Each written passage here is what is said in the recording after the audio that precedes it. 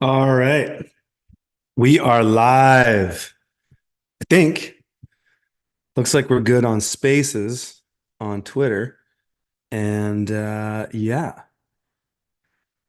that was one of my favorite bands, folks. That was the Snarky All right. Puppy. Oops, let me just mute that so it's not playing back here. That was Snarky Puppy. And that was off it was their fourth record ago, Cholcha Volcha. That was a track called The Simple Life. And I love that band. Pretty much their whole discography is just absolutely incredible. And yeah, I've been opening these spaces with a lot of the jazz artists, fusion, whatever type of artists that I like lately because that's the kind of music I like. Though I have been going down memory lane a little bit with music lately and been listening to the Tragically Hip a lot, believe it or not, which is kind of a strange departure when you're into as much, you know, contemporary jazz that I'm into. Listening to something like the Tragically Hip seems like such a departure, but it's I've been really getting into them. Anyways, it's like you're not a real Canadian if you don't like the Tragically Hip. No, people who say things like that drive me crazy. And I I posted that I shared that thing about that weird video about Tucker recently. I don't know if you guys saw that one. I shared it on my Twitter, and it's crazy. Like, what the hell? It's got one post that I make. It's got 407,000 views, 803 comments, 85 shares. So, geez, crazy. I wanted to talk a little bit about that tonight too, because I just find the whole thing so strange, but maybe not. Maybe not. Maybe it's I saw a lot of people say probably the most common comment in that thread was the world is a stage, and I absolutely agree.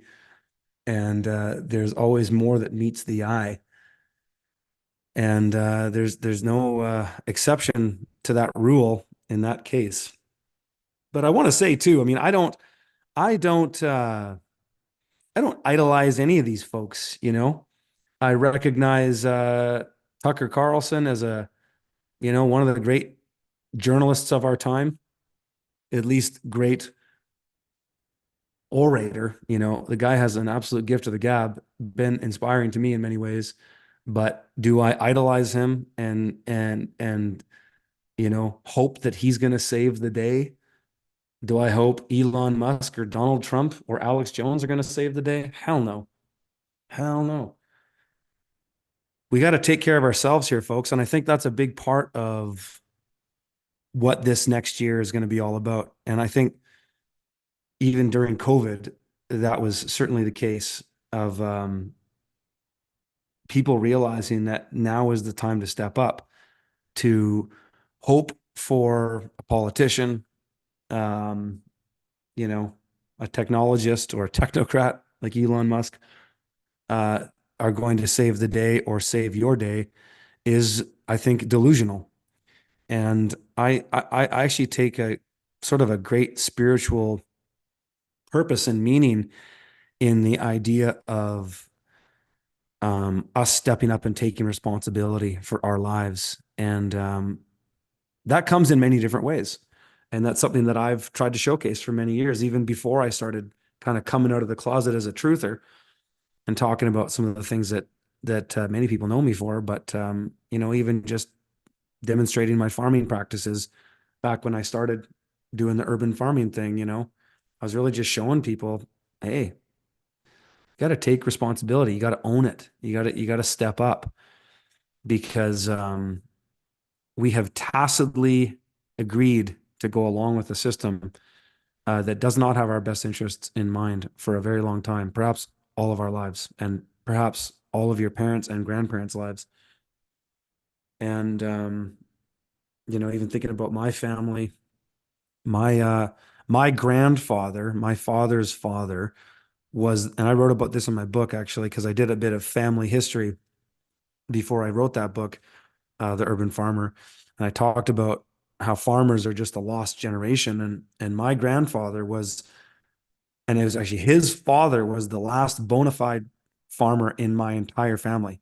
On my father's side, my mother's side, uh, they were farmers even long before, but my great grandfather was the last bona fide farmer in my family.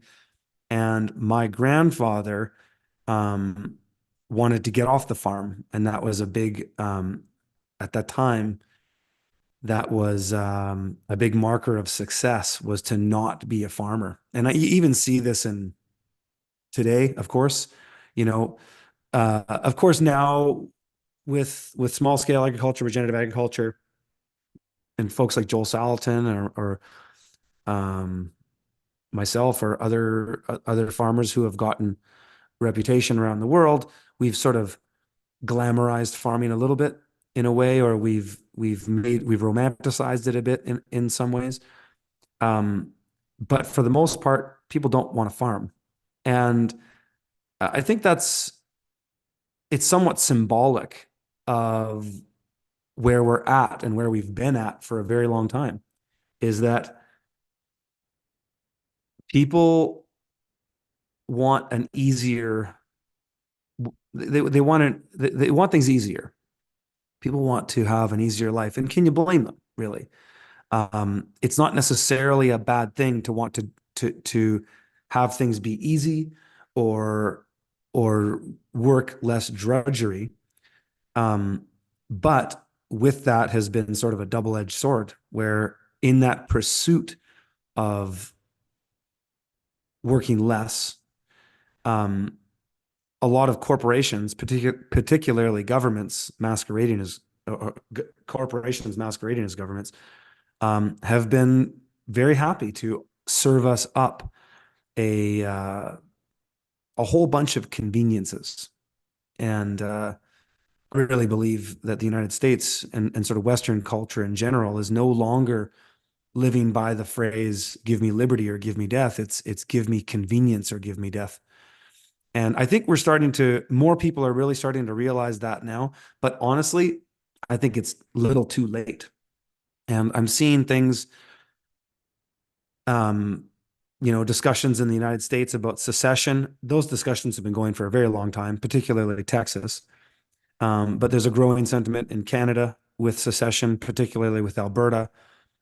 Quebec has been, wanting to separate for a very long time in Canada. But so much of the problem with the idea of secession, the idea of um, separating from the state as we know it, the nation state as we know it, the national state, is that nobody really understands what it actually is. I was listening to a gentleman on, I think he was on Harrison Smith's, what's his show called in the morning, on InfoWars. Why can't I think of his damn show? Anyways, the morning show on InfoWars, and there was a guy who was the leader of the Texas secession movement. And, he's talking about the United States. And yes, my voice, yes, people are commenting, I am sick. Yeah, I probably got the COVIDs.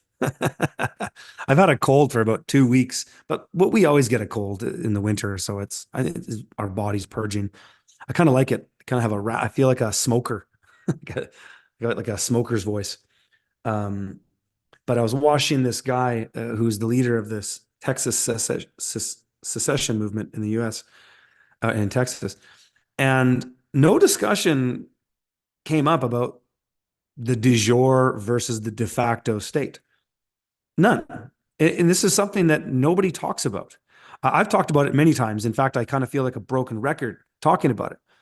But it does bear worth repeating in the sense that if we don't know where we've been, how can we know where we're going to go?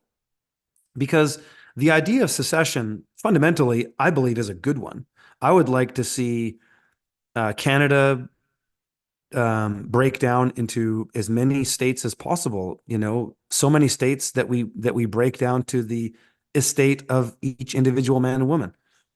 We don't need a government to administer all the services, or corporations to minister all the services that we have. We could administer and manage many of those ourselves, but we choose to because it's convenient. And this discussion on Harrison Smith's show was interesting. It's nice to know that idea is growing. But just like the idea of Wexit that came out of during the whole COVID scare, um, it's totally rooted in a fundamental misunderstanding of what we are and who we are. And again, if we don't know, it's like the old saying, if you don't know where you've been, you can't figure out where you're going. You have to have a real understanding of the mistakes you've made in your life in order to correct them, to find a better way. And so much of this ignorance, particularly with Americans, comes down to the fact that most Americans have no idea what the United States is, all caps, the United States. People don't realize that that's a corporation. That's a corporation that is Washington, D.C. And it was in the 1871 Organic Act, which created that corporation and called it the United States, out of the United States of America, which was formed under the Constitution. And I'm not the biggest buff on American history, but I do understand this on a principle level because it's a similar situation in Canada, though slightly different. But the United States is a corporation in Washington, D.C. And so every other state, whether it's the state of Arizona, all caps, the state of Wyoming, all caps, the state of Texas, all caps, those are all corporations registered through the corporation of the United States in a small geographical area called Washington, D.C. Washington, D.C. is its own independent state. And you can even look on Google Maps to find that to be true because it has a red line signifying a national border around it. Washington, D.C. has its own constitution. It's a separate entity than the rest of the United States. And so all this talk of secession is, in my opinion, fundamentally pointless if you don't really understand what's going on. If you don't understand what the United States is, if you don't understand what Canada is, how can you even know, how can you find a new way forward when you're based on a foundation of lies? And so in Canada, it's a similar thing, though the problem with Canada is that as a nation state, it was never formed. Well, it was formed under what's referred to as the British North America Act, coming out of actually originally the Hudson's Bay Charter. Canada was a chartered corporation set to do business, to come to this great land to send beaver pelts back to the British Empire. And it was formed originally under the Hudson's Bay Charter, which is actually really the only original constitution that we have is the Hudson's Bay Charter. You can go look it up. It's still there. And then there was the British North America Act that was formed under the guise of this nation state, but it was never really ratified. And you can read that. You go into the British North America Act, you find this loop where it says until Quebec has the weirdest thing, I forget what the article is, but it says basically until Quebec allows people to be educated in the language of their choice, this thing has no force and authority. It's really bizarre. But so Canada is in this sort of nebulous area too. And so until there's any discussion of what Canada is, what it isn't, what the United States is, what it isn't, because there's a difference. In Canada, it's all corporate because there was never really a country created. It was always just a corporation. And even the representation of the Dominion of Canada ended after the Statute of Westminster was signed and brought in under the UK Parliament, which released the Dominions officially under the Statute of Westminster. And prior to that, it was an act called the Statute Law Revision Act in Canada, which ended where Queen Victoria removed herself from secession or succession, removed herself and all of her successors from the British North America Act, meaning that after Queen Victoria died, it was officially finished. And that's still the fact today. The Queen that we've had for the last 60 years or whatever, how long her reign was, and now this King Charles Chucky boy, it's all just a facade. They have no force and effect. And that's a big part of where you can find remedy in Canada. If you understand that it is all just a corporation, it's all business. It's a similar thing in the United States. But the reason I bring this up is that there's a lot of things that are facing us as we move into 2024.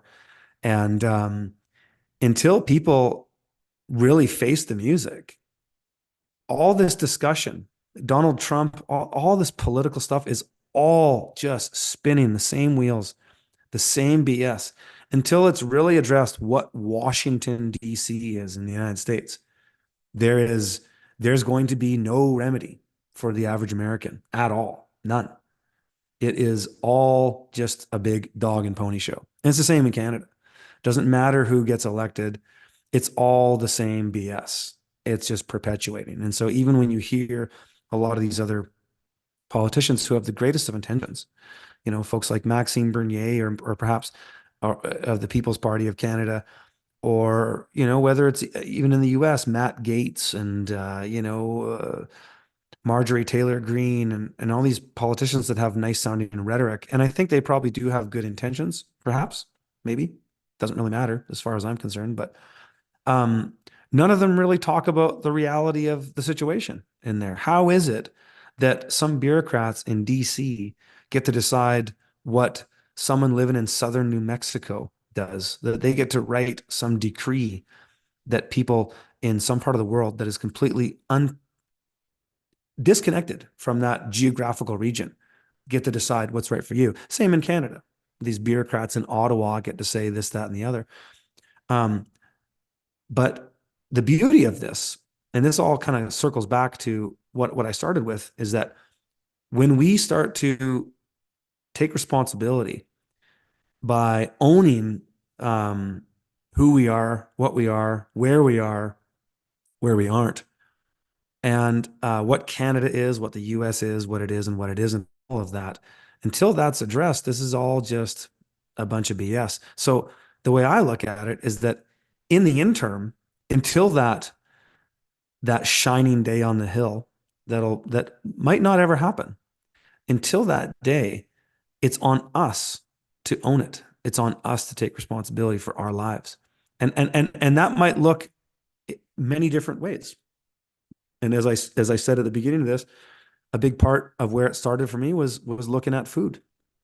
Now I've expanded that into other things that I'm exploring on my homestead: food, water, energy, shelter, the education of our kids, and we don't outsource anything with our children. Our kids are we don't have babysitters. My wife is at home. I'm at home too. I have a lot more work to do that's outside of the family, just the nature of what I do and how you know me. But we really tried to step up to own these things. And same for me in regards to the law. I'm probably thousands of hours in reading Canadian law at this point. It's been sort of my passion project since 2016, when I really had my first experience with the Canadian Food Inspection Agency and basically made them stand down, go silent, and leave me alone when they tried to railroad my farm, as they do many other farmers. That all these things, they're all important.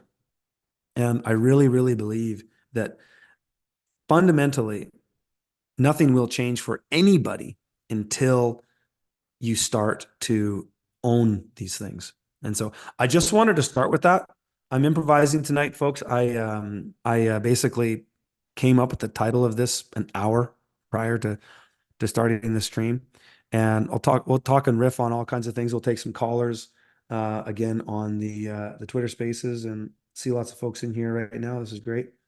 And everything good on the Twitter Space, folks? Give me that 100% thing if everything sounds good and we're good. um, just so I can see that there's no, I don't know if there's any lags or anything like that. And last week we had a bit of lag, but okay, sounds like we're good on Twitter. Everything good here on the YouTube streams. And yeah, so that's what we're going to riff on tonight. Another thing I wanted to mention is tomorrow, if you are a member of FromTheField.tv, if you've supported me there over the years, we have a big announcement with FromTheField.tv, and tomorrow at 5 p.m. Pacific Standard Time, I'm going to be doing a call you'll get you already have an email for it. Check your email, check your spam folder. We're gonna have a big announcement. Basically, the announcement is that we're discontinuing from the field.tv, but it's being absolved into freedomfarmers.com. And tomorrow I'm going to go way more into the details of this, but basically what we found is that we found a way to offer more value, basically. Um, and that is through the form of more in-depth content, such as courses, and created a community within the whole Freedom Farmers platform, and then also have really hunkered down on our Homestead Accelerator program, which is all about getting people on the land. And so we've got a great offer for people. If you're a from the field.tv member, you're going to get a whole bunch of stuff, and it'll be cheaper than what you've been paying at FromTheField.tv, and you're going to get way more stuff. But all the content from FromTheField.tv will be in Freedom Farmers. So nothing's really going to change, except that it's not going to be from the field.tv anymore. It's all just going to be on Freedom Farmers, and then there'll be that all that content there is in a part called the video vault.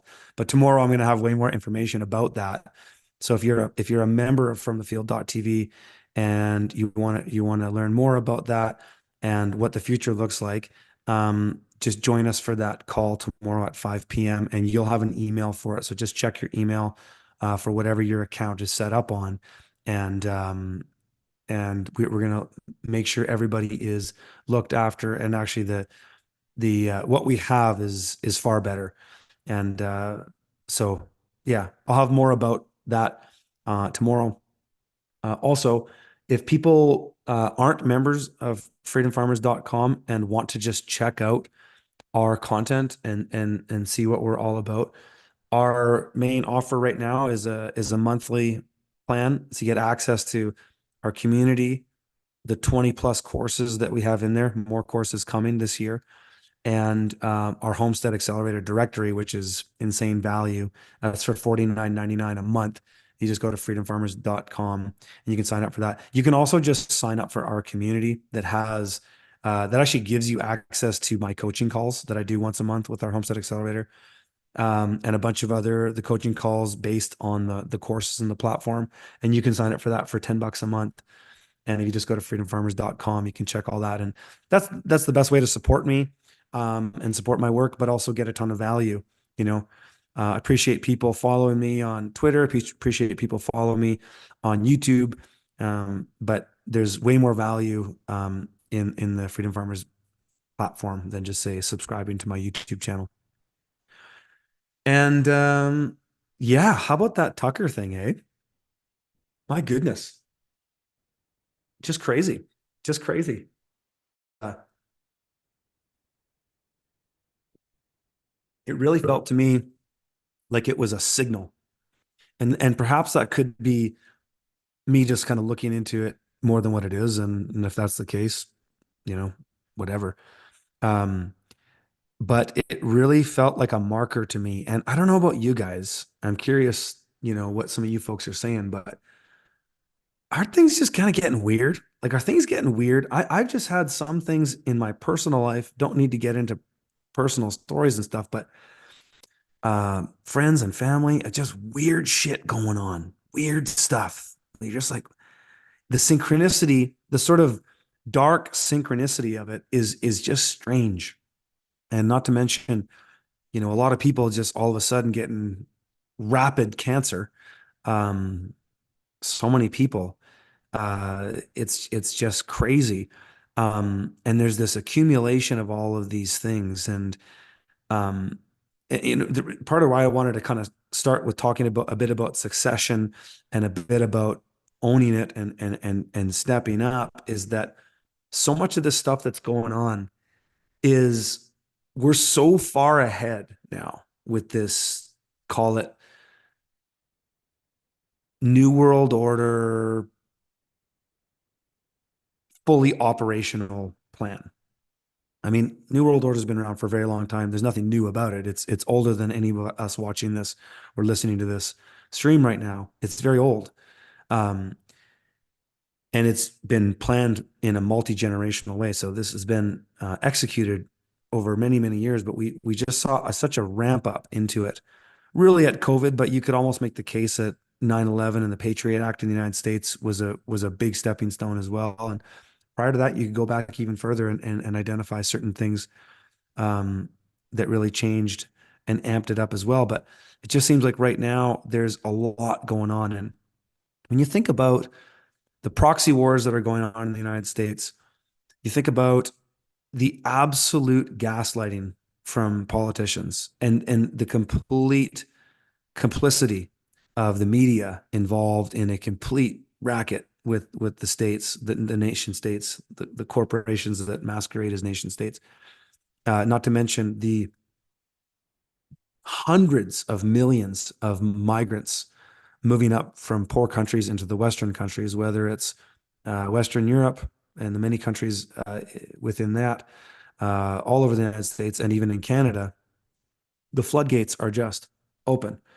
And then you think about the how the woke narrative and the sort of neo-Marxist propaganda that has been so incestuous and so subverted into the education systems in all these Western countries that when you really factor those things in, and then you look at, say, the rhetoric of, let's use Canada and the US as examples because of the ones I'm most familiar with. When you hear the rhetoric of, say, the leading conservative politicians in the US, obviously Donald Trump, and in Canada, the conservative leader Pierre Poilievre, and you listen to the rhetoric of, okay, we're going to go and clean up the education system, we're going to get the woke stuff out of there, or we're going to dial back immigration. It's it's a joke. It's like too little, too late, bud. You think you're going to turn around the woke stuff in the next election? It's been in the system for 50 years, really, perhaps even more. And of course, it's that arc has accelerated the closer we've got to the current year here. But it's an absolute joke to think that in an election cycle that they're going to undo 50 to 60 years of propaganda and absolute infiltration of the state, of the deep state into all sectors of our economy and society and culture. It's an absolute joke. It's insult to injury, in my opinion. And it's just I just shake my head. And it's what really brings me to my conclusion is why I'm on the mountain. It's why I'm living off grid. It's why I'm working feverishly to get ourselves prepared for, to me, it looks like an inevitable outcome of a complete collapse of Western civilization. That that there's nothing we can really do to stop that. And perhaps that's not the worst thing. Perhaps perhaps that's God's plan. Perhaps that we have to own what we've been a party to. And I honestly think that many of us have to own the responsibility that we've kind of played a part of this. Because if we haven't been vocally opposed on many different fronts to the things that have been happening over your entire life, you've really been a party to it. And I'm guilty as anybody. And we all have our own timeline of how awake we are, and you get these truthers that always like to say that they're more awake than everybody else. And if you don't think Alex Jones is a is a controlled opposition, you're an idiot, or statements like this. We're all on our own timeline. We're all on our own journey. And so, it's also important to respect that with people. It's also important to appreciate that people have their own timeline. And that's not necessarily a bad thing. Again, it's why I always revert back to sort yourself out, get your shit together, you know, take control of your life first. And then hopefully your families and perhaps if you're lucky enough to develop enough resources to do so, your community and perhaps more people beyond that. That would be a good thing to strive for in life, I think. But isn't it insane to think that we're just going to turn this around? And it kind of saddens me sometimes because I see people who are resourceful, intelligent, and real critical thinkers that just get so wrapped up in the rhetoric and they get so wrapped up in a lot of things that are distractions. And I share a lot of those distractions on my Twitter space because that's the kind of the place to do it. But I'm still up on the homestead every day, working for my own food, water, energy, and shelter that I provide on our own land here. And so I feel sometimes um, I enjoy a bit of the dog and pony show. It's entertainment. The world is a stage, but it's important to not get hung up on that because if that's all you have, you're going to go down with the ship. It's like arranging chair. It's like the saying, arranging chairs on the Titanic. And so it's not a bad thing. I see people kind of the smart ass comments. I shared this thing about Tucker Carlson, and people are sitting there rolling their eyes and going, "Oh, it's a distraction." But then you look at their Twitter feed, and all they do is post distractions. So, yeah, sure, it's a distraction. It's all distractions. If you don't want any distractions, just completely get offline and work your ass off to control your own water, food, energy, and shelter. Otherwise, you're just wasting your time. But we all do it, right? And I guess we can do it. A lot of us can do it. I can really only speak for myself. We can do it because a lot of these modern conveniences that we use have provided us the ability to um, leverage ourselves. If I wasn't able to leverage myself, if I didn't have technology, I've got lights on here. Where's that coming from? Well, that's coming from the sun, and I live in an off-grid system. And so I have technology here that allows me to reach out to people. If I didn't have a lot of this technology to make my life more comfortable, convenient, or easy, I would be pretty much slaving away on the homestead to just provide the bare necessities for my family day in and day out. And I wouldn't be doing these things. So these technologies, for better or worse, do help us. And it allows me to sit here and riff on these streams for many hours at a time. And in a way, I'm very grateful for that. It's a fun thing to do. I really enjoy having these conversations. I enjoy putting ideas out into the ether and having them come back at me. It's a pretty cool thing. What an opportunity, what a time that we live in. And yeah,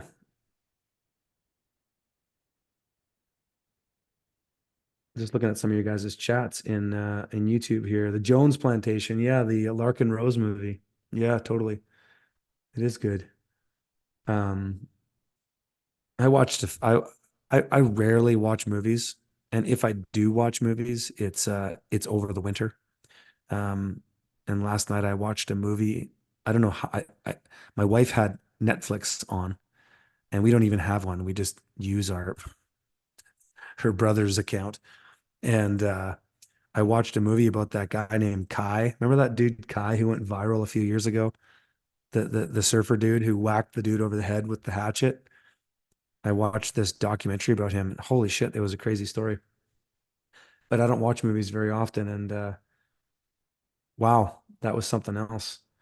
But isn't it great that winter, provides us these times? And today I spent about 3 hours teaching my kids how to skate on the pond. And so I got my wife and I went and got our kids some skates, and I went and got myself a pair. It's been about 20 years since I've skated. I used to play hockey when I was a little kid, and maybe only skated a little bit when I lived in Montreal. I'd go to Parc La Fontaine and skate on the pond a bit in the winter, but that was the most skating I'd done. And I'm out here on the pond teaching my kids how to skate, and what a joy, what a joy to be able to be in nature and have something like that. It's just such a privilege. And so, as much as I criticize the system and sometimes may speak a little bit doom and gloom, it's certainly not what I bring home with me at the end of the day. I think I talk about these things because, yeah, Kai the hitchhiker, yeah, that's the one. I talk about these things because I care about, I want people to prosper. I want I want the idea, the American dream. I want the idea of liberty to continue. But I just don't see how it's possible when I look at where we are and how most people just don't give a shit. They don't give a shit. And it's just crazy. It's crazy, especially the migrant thing. And when putting this into context a little bit with that weird Tucker video that came out with Kevin Spacey, I just can't get over how weird that was. And yeah, I know he's playing a character. I get that. Everybody's like trying to inform me he's playing a character off that show that he did. I've never seen the show, but I know about it and I know the character. Yeah, I know he's playing a character. That's not the thing that's strange to me. The thing that's strange was the timing of it and the fact that Tucker Carlson, in the last since he got kicked off Fox, I don't know, call it 6 months, garnered a massive amount of trust amongst alternative and mainstream conservatives. I mean, he already had the trust of mainstream conservatives, but as far as alternative conservatives, having Alex Jones on his show, going to Julian Assange recently, of course, and then having that, it just seemed like a betrayal of trust. And maybe I could be wrong on all that, and I hope I am. But it seemed like it was a signal to something. I've been paying attention to the New World Order for a very long time. I've been reading their white papers. I've been reading the globalist documents and reading the law and the statutes and the things that they write. And one thing that's universally true with how they operate is they tell you what they're going to do, and they wave it in front of your face. And it seems to me, you tell me what you think, but it seems to me that they're doing that more and more now. That the signals are becoming more profound, they're becoming more obvious, and they're becoming easier to see for those of us who have eyes to see. They're becoming just painfully obvious. And that whole thing with Tucker almost seemed to me like a signal to close the gates when you corral a bunch of animals into a pen, and then you might have one guy lead a bunch of cows in, and then the other guy comes in and closes the gate. It almost seemed like that to me, that it was a signal that a lot of people have been corralled. And it's similar to, it almost feels like, I mentioned over the times I don't really care to get into it anymore, but I talked about Owen Benjamin, and I talked about this whole thing of Operation Barn Burner. I kind of coined that term. That's what it seemed to me. And so this idea of Operation Barn Burner is that a lot of people in these niche spaces, because the media, the propaganda is very different than it used to be, because with social media and things like this, it's no longer about just television and it's like a single message. It's a bunch of different messages. And now with AI and the ability to micromanage all of these niche market spaces, you can do a bunch of things at once. And it's kind of what I observed with Owen, is that, and whether it's unbeknownst to himself or not, is that what he does is he gets into, he finds, and this all links to Tucker, and I'm tired of talking about, Owen, but it does relate to this because this whole idea of Operation Barn Burner, which I said when that whole thing happened with me and him, is that what he does is he leeches on to content creators like myself. And at first he was in the sort of conservative movement, and he was talking to guys like he was on Dave Rubin, and that's how I first heard about him. But I didn't really follow his stuff much, but heard about him through there and hanging out with Mike Cernovich and even Stefan Molyneux and a lot of these sort of alternative conservative leaders. And then he kind of got ousted in that space for whatever reason. I don't know his whole story or don't really care. But then he kind of latched onto this homesteading thing. And then he started pairing up with guys like me. He started reaching out to guys like Tom Barnett.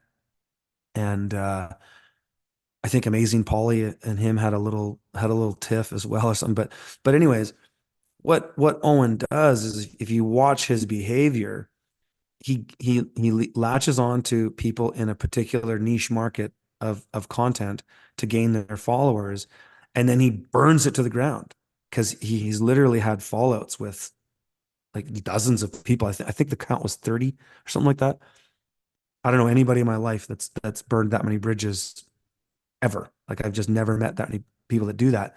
But that's what he does. And again, whether he's a controlled opposition agent or not, I can't prove that. But he does behave like the New World Order in this way. And so when Tucker did that, what it seemed to me is that that's almost what Tucker did, is that Tucker gathered all these people around his brand. And now, he's going to interview Julian Assange. He's got Alex Jones on his show. He's rubbing shoulders with Elon Musk. He's having a lot of the Jan 6 people on his show. And he's gathering all these people into this corral and into this barn, and then he burns the whole thing to the ground. That's what it looked like to me with this thing with Kevin Spacey, because Kevin Spacey is the guy's a complete known pedophile, like on the record, testimonies, affidavits. The guy, he'll eventually, you know, have justice served to him for his crimes, but maybe not, because the system is so institutionalized and protects these people that maybe that will never happen. But that's what it felt like to me, and it was just really strange. And when I saw that, it was Christmas Eve, I think that came out. And what a strange time to put that out too. The timing of it almost just seemed like a gaslighting as well. And again, I hope I'm wrong with this. I'm just sharing my thoughts and kind of the thing I was feeling about it. And you guys can tell me what you think. But it was just so strange. And I don't want to give any details of this, but a friend of mine, some friends of my wife and I actually had this crazy experience the other day that was just so strange and happened on that same day.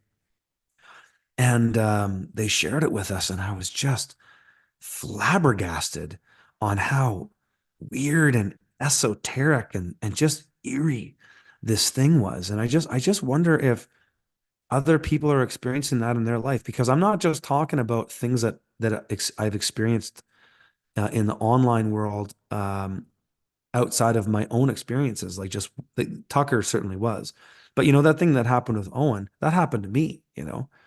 That was the thing that happened to me personally. That was that he was my friend. We were friends, and he betrayed me and told lies and behaved like the New World Order by just repeating lies over and over and over again. And he still does this today.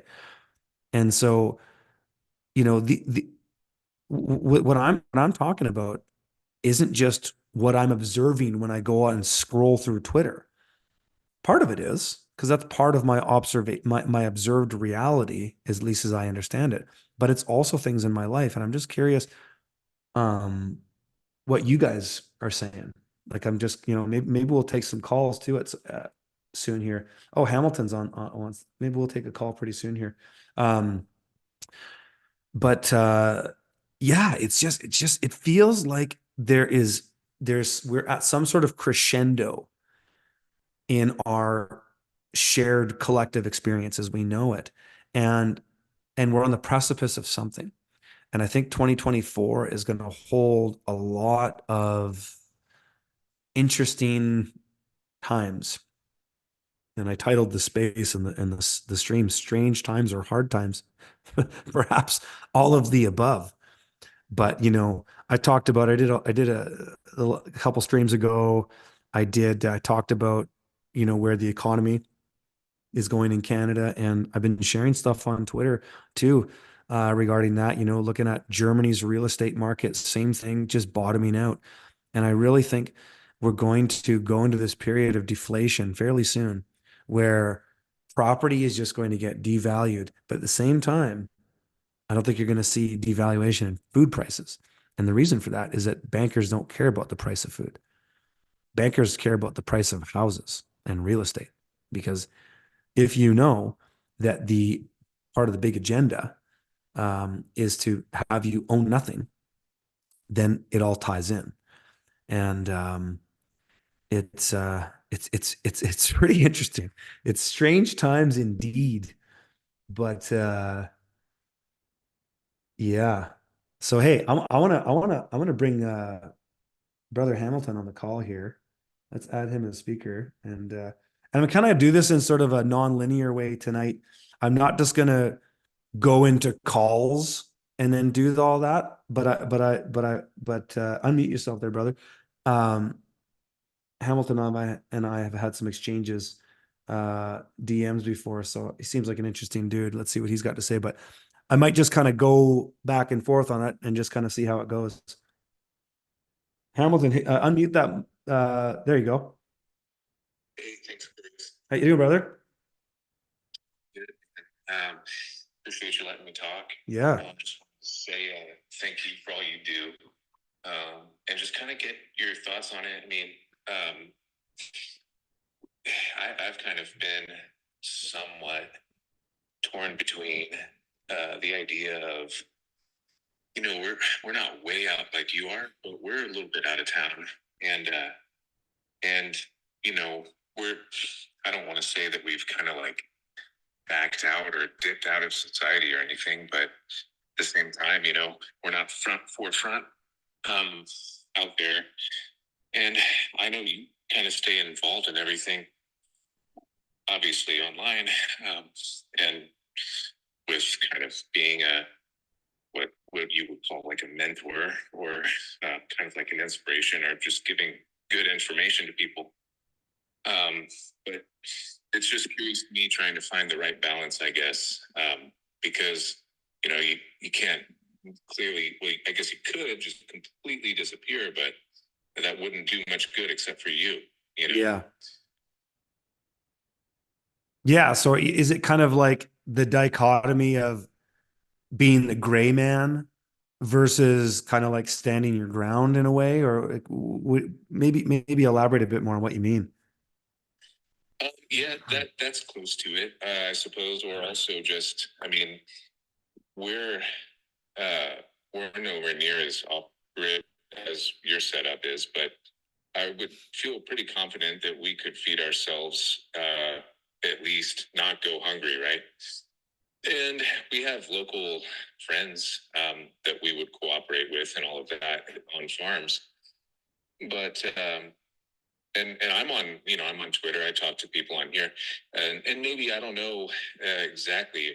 I don't know if my question's fully formed, but the idea I'm thinking of is more or less, some people live more directly, like involved in what's going on politically, or involved in what's going on in society, in more of a way. And at least for me, it's not my place to do that. I have 3 kids, and I have to kind of be here for them. Yeah. I can't really be involved. And so I just wonder kind of if you have any thoughts along those lines. Yeah. Yeah, dude. It's I to be honest, dude, I've struggled with that because there's times when I just want to go dark, when I just want to turn it all off.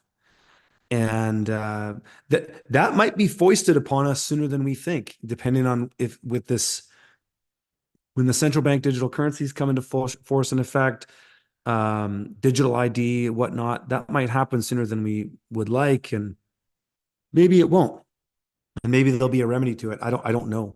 I'm trying to figure out and kind of navigate that space as it comes around, but you know, I think yeah, because go you really open a can of worms in a way in the sense that there could be there's a lot of validity in the idea of just going gray man, just going dark and just blending in and just shutting up, because it could be perhaps that we are endangering ourselves by just having these conversations. That this whole thing with Twitter could be just a big honeypot. Elon Musk could be a big honeypot. Tucker Carlson could be a big honeypot. That's almost what it felt like to me with the Tucker thing. That's kind of why I correlated to that Operation Barn Burner thing, because that's kind of how it felt. That it's like, let's corral everybody in here and then just close the gates or burn it down, or whatever the metaphor you want to use. And so, yeah, dude, I've struggled with that because I thought I could just go dark, but I can't really. I still make a living online. Like, this is how I make my living. I'm not ready to go back to being a farmer, though I will if I have to, because I can. I got the equipment, I got the land, I got the skills to do it. Um, but yeah, it's a weird balance, dude. I don't really know what else to say to it. I mean, you certainly bring up an interesting point, but I don't know. Was almost there. When with what's going on in the U.S. a couple years ago, and it came down to I think it was a couple weeks where I was working at the time of a deadline that we had to meet. Right, you either take this experiment or you can't work here, right? Yeah. And so I was right on the edge of that, where it was like, well, listen, I can't do that. So I guess I'm going to have to maybe be kind of more of I wouldn't call it like an outlaw, but definitely there was a point there where we didn't really know how things were going to shake out. And, especially with a lot of these companies, like I could imagine, where I worked, more than half of the people would have left.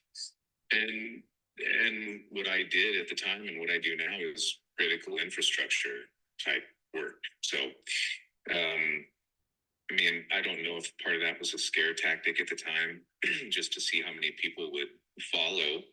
But, it got us really thinking. There were times at the beginning. Well, so at the beginning of all of that, we were still in town.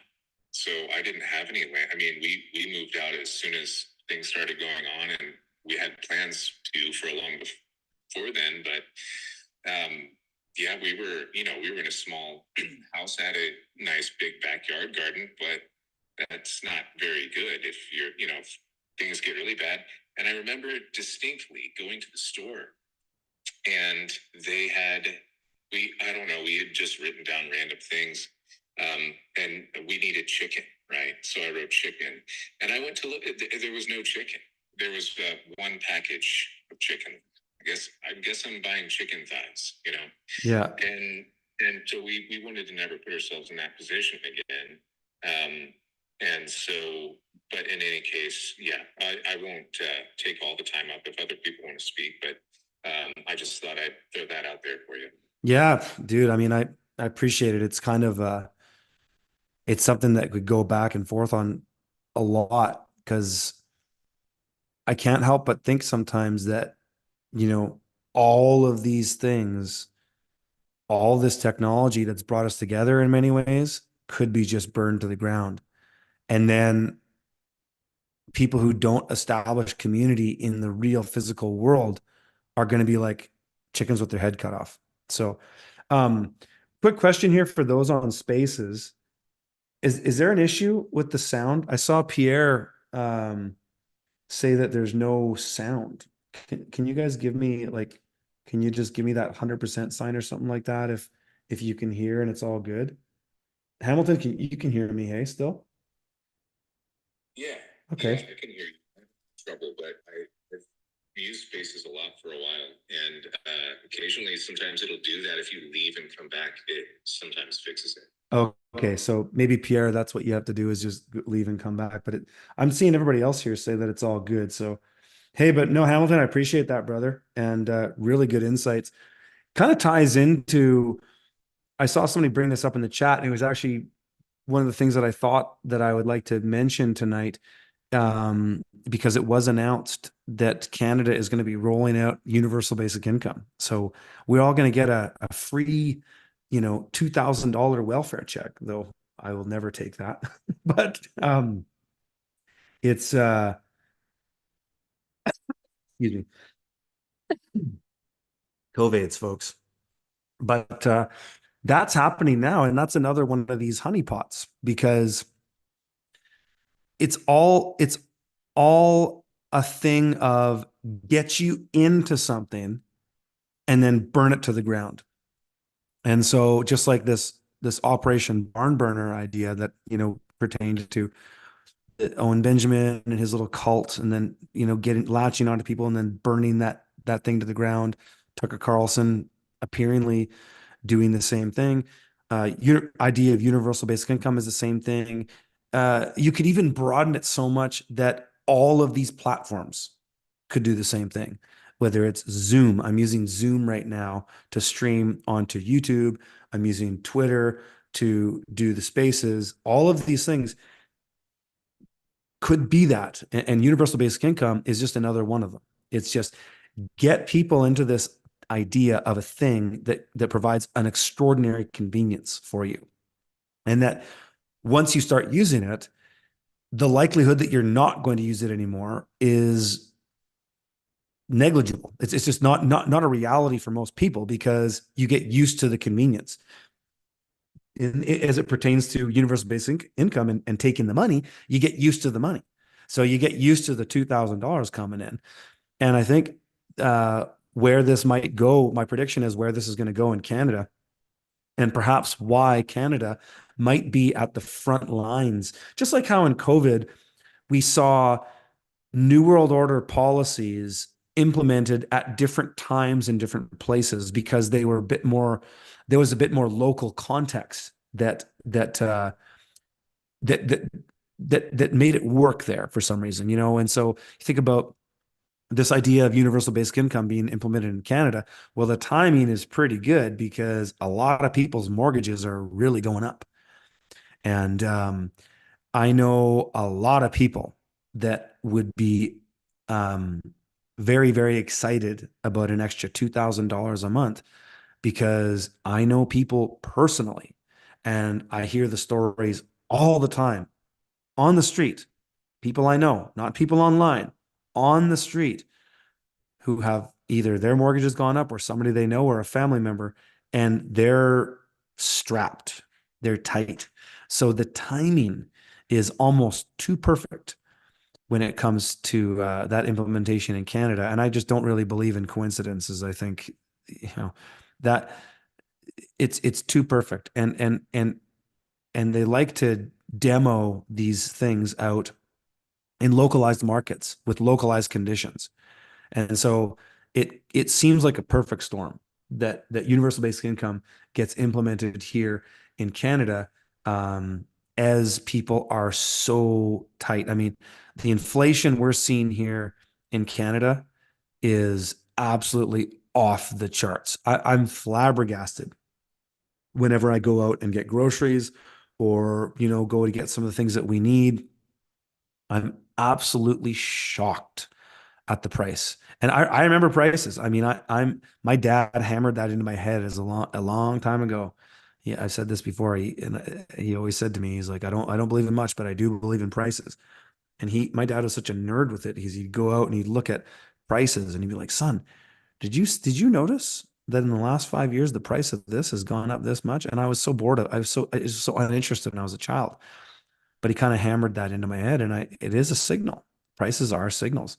And you think about this coming into Canada. I mean, with the inflation on things, and then the a lot of these 5-year renewals of mortgages coming up, this could be a straw that breaks the camel's back. I really do. I think it could affect the world economy, just like how Lehman Brothers in 2008, when Lehman Brothers went, it ticked off a lot of things. It wasn't just banks in the UK and America. It had a global effect because of how the global economy is so connected. And so I really think that with this happening now, it's no coincidence, and it's going to have a significant effect on everybody.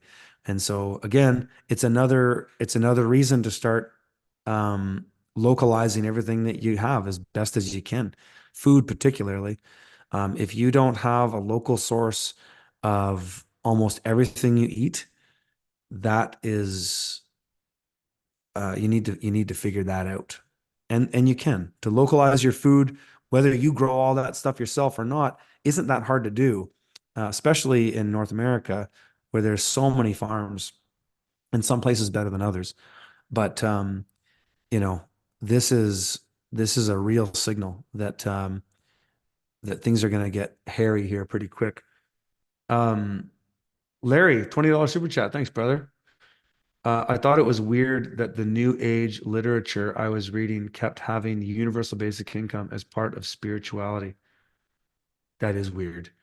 But the New Age movement was, admittedly, um, the New World Order have been entrenched in that movement for a very long time, just as they've taken over many of the churches, the Christian churches, and now even the Pope saying that they'll start. What was the thing he did? They'll now do gay marriages. Like it's all going where we knew it was going to go. It just seems to be happening a lot quicker. But the whole thing with universal basic income is that has been talked about from the top technocrats like George Soros for a very, very long time. Very long time. It's been the plan of them to get people to an absolute state of dependency, because this is where the rubber meets the road as far as any legitimate change happening in North America, whether it's the US or Canada, is that we already have a lot of people that have wholesale bought into the system. There's a lot of people that are on their sixth, I think there's 8 shots now you can get, like 2 shots and then 6 boosters. So there's a lot of people that are still taking those, but there's a lot of people that still just buy into the narrative. Like I just can't. Sometimes I just look at disbelief at how, even with the conservatives. Um, I don't mean, I mean small c conservative, just general conservatives, whether they're in Canada and the US, that just are still wasting time talking about politicians. Like I can't, I don't understand how can you have a guy like Trump still brag about warp speed and the shots, and he's like 53%. Like he's going. I think he's most likely going to be president of the United States again, and that is what the New World Order wants, because that is the thing that's going to make the left absolutely go unhinged. I mean, when you saw all those clips in 2016 of the and all those unhinged leftists losing their mind, and I full admission here, I enjoyed a lot of those clips. Okay, I was entertained by a lot of those clips. But if you thought people were unhinged then, wait until this time around. I mean, it's going to be absolute ballistic, because the cognitive dissonance is so profound with people that they can't even, they're running from the truth. Like, have you ever experienced cognitive dissonance? Do you guys know what that means? It's when you thought something, you believed something was right for so long, and something in your gut or deep in your soul is telling you that it's wrong, but you double down because you have to do that to run away from the truth. And I experienced that very viscerally when I kind of woke up to my leftism, because I used to be a real leftist. I grew up that way. My mom was involved in the New Democratic Party, and I grew up as a leftist, and I was sort of indoctrinated with that ideology. And I carried that for even the beginning of my urban farming career. You go back to my first video that I published on YouTube, it's still up today.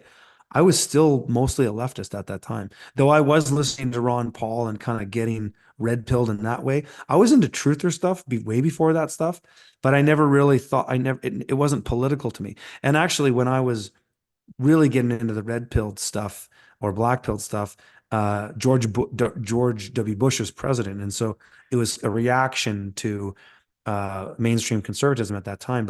But I remember going through cognitive dissonance, and it was very difficult, and it would make me angry a lot of the times because I would I would just react to things, and it was like running from the truth because I knew in my heart and my subconscious knew that I was wrong on so many different things, and climate change was one of those, and a lot of things I changed my opinion over in the many different years of my awakening, I guess. But um, that's kind of what I think is going on for a lot of people in North America or Western society is that the cognitive dissonance is so deep, especially when people doubled down over COVID.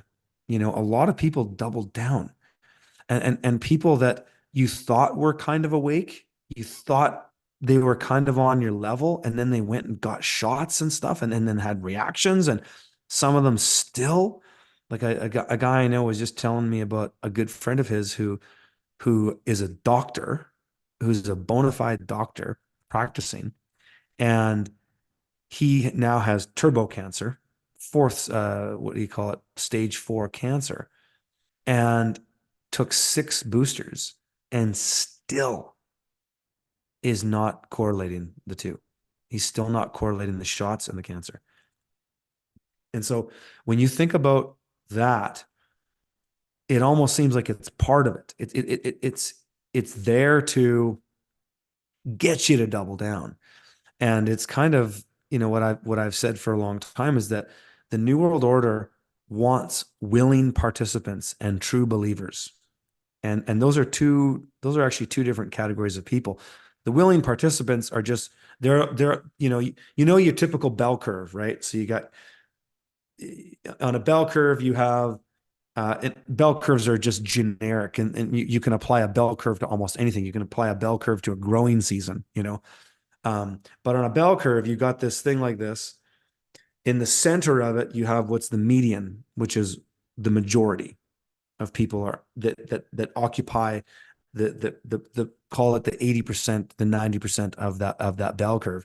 And then you have what's referred to as the outliers on both ends. So as it pertains to when COVID happened, you had people on one side that were opposed, that saw the whole thing, and then the people on the other side were the true believers. That's what I call them. And then you had the people in the middle, which were willing participants. And the willing participants can be swayed either way, just like in elections when it comes to swing states or sort of cliches like that. But the New World Order wants willing participants and or true believers. And so I really feel that the times that we're in right now are sorting people out by the true believers. And you see this with cults. They do this. Cults will do things to kind of shake you up, to kind of test you. And again on Owen Benjamin, the same thing. He does the same thing. He kind of tests his cult members by doing really ridiculous shit that sorts out his willing participants from his true believers. Because I think probably the majority of his listeners are just willing participants, just kind of listening, and they don't really take it all that seriously. Or there's sort of a small sect of them that are just watching because it's a bit of a train wreck and they're entertained by that. But then you got this small section of true believers, which will believe anything he says. Same thing with the New World Order. There's a small segment of people that will believe anything the New World Order says. Doesn't matter which one of the technocrats it comes from, they will believe anything they say. So any of their propaganda agents, whether it's like Lena Chen, who was on CNN, saying contradictory things from one week to the next, or whatever Fauci says, or here in British Columbia, whatever Bonnie Henry says, those true believers will listen to anything those people say because they're the bona fide experts that are there to serve up your opinion for you because you're not an expert to formulate your own opinion. Therefore, you shouldn't have one. But then there's the willing participants who come in sort of many different shapes and sizes because a willing participant could either go along and say, "Oh, well, I'm going to take the shot, but I'm just going to take one." It's like, "I'll let you rape me, but only for a minute or just a tip, just put the tip in." It's like, but a willing participant can be converted to a true believer with enough force. And that's often what happens is because that cognitive dissonance turns you so far away from reality um, that you become brainwashed through submission, through just absolute, yeah, just force and submission. And so these people can get converted one way or the other. But you can sort of occupy that medium in a number of ways.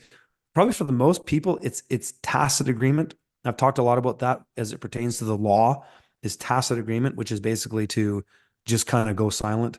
So government sends you a letter and it says, you're in violation of code XYZ, therefore you must do this.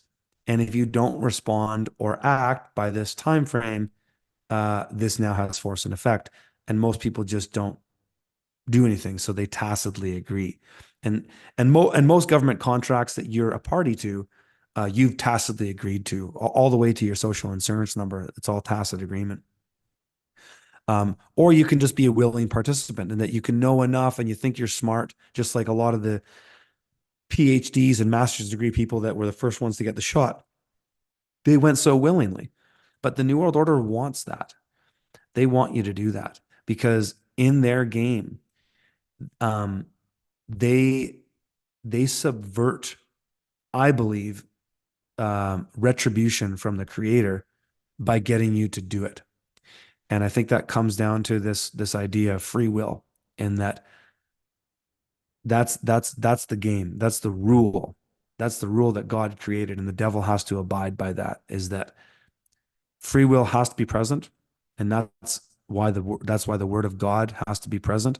There's a Bible in every court, and I think if we get to a point where there is no free will, then it's over. Then it's judgment day, in my opinion.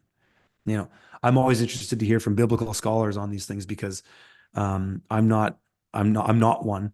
My knowledge of the Bible really kind of came from the law. I read the Bible when I was young, when I was 16 years old.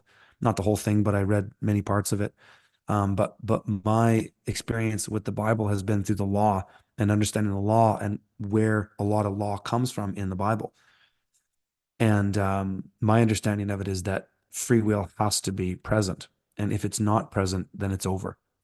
And I think that could be a signal. I mean, wouldn't it be an interesting signal? Could you imagine if, say, the Canadian government came forward and said, um, because we want to respect cultural diversity and moral, cultural relativism, call it, we're going to remove Bibles from the courts. Could you imagine if that happened? That would be a signal. That would be a big signal that I think the end times are near. But yeah, it's interesting. Hey, Peter, thanks for the $20 super chat, brother. Merry Christmas. What do you think is the next big move for them and when? Let's celebrate their third super. Hey, thanks, brother. Appreciate that. Um, what do I think is the next big move and when? Um, well, it depends on where you're talking about. I think I touched on it in Canada. I think the next big move here is UBI. I think the big move in the United States is happening right now. It's the massive migration. I mean, if you follow guys like Michael Yon, um, or Muckraker, and you see the footage of the people coming across, it is absolutely insane. It's really crazy. One thing it's really easy to observe if you look at that footage is they're all ethnically sorted. So you'll see some footage, and Michael Yon has shown this time and time again. You'll see footage, and it's just like all Chinese guys coming across. And then you'll see all Hondurans, all Africans, or Caribbeans or something. They're all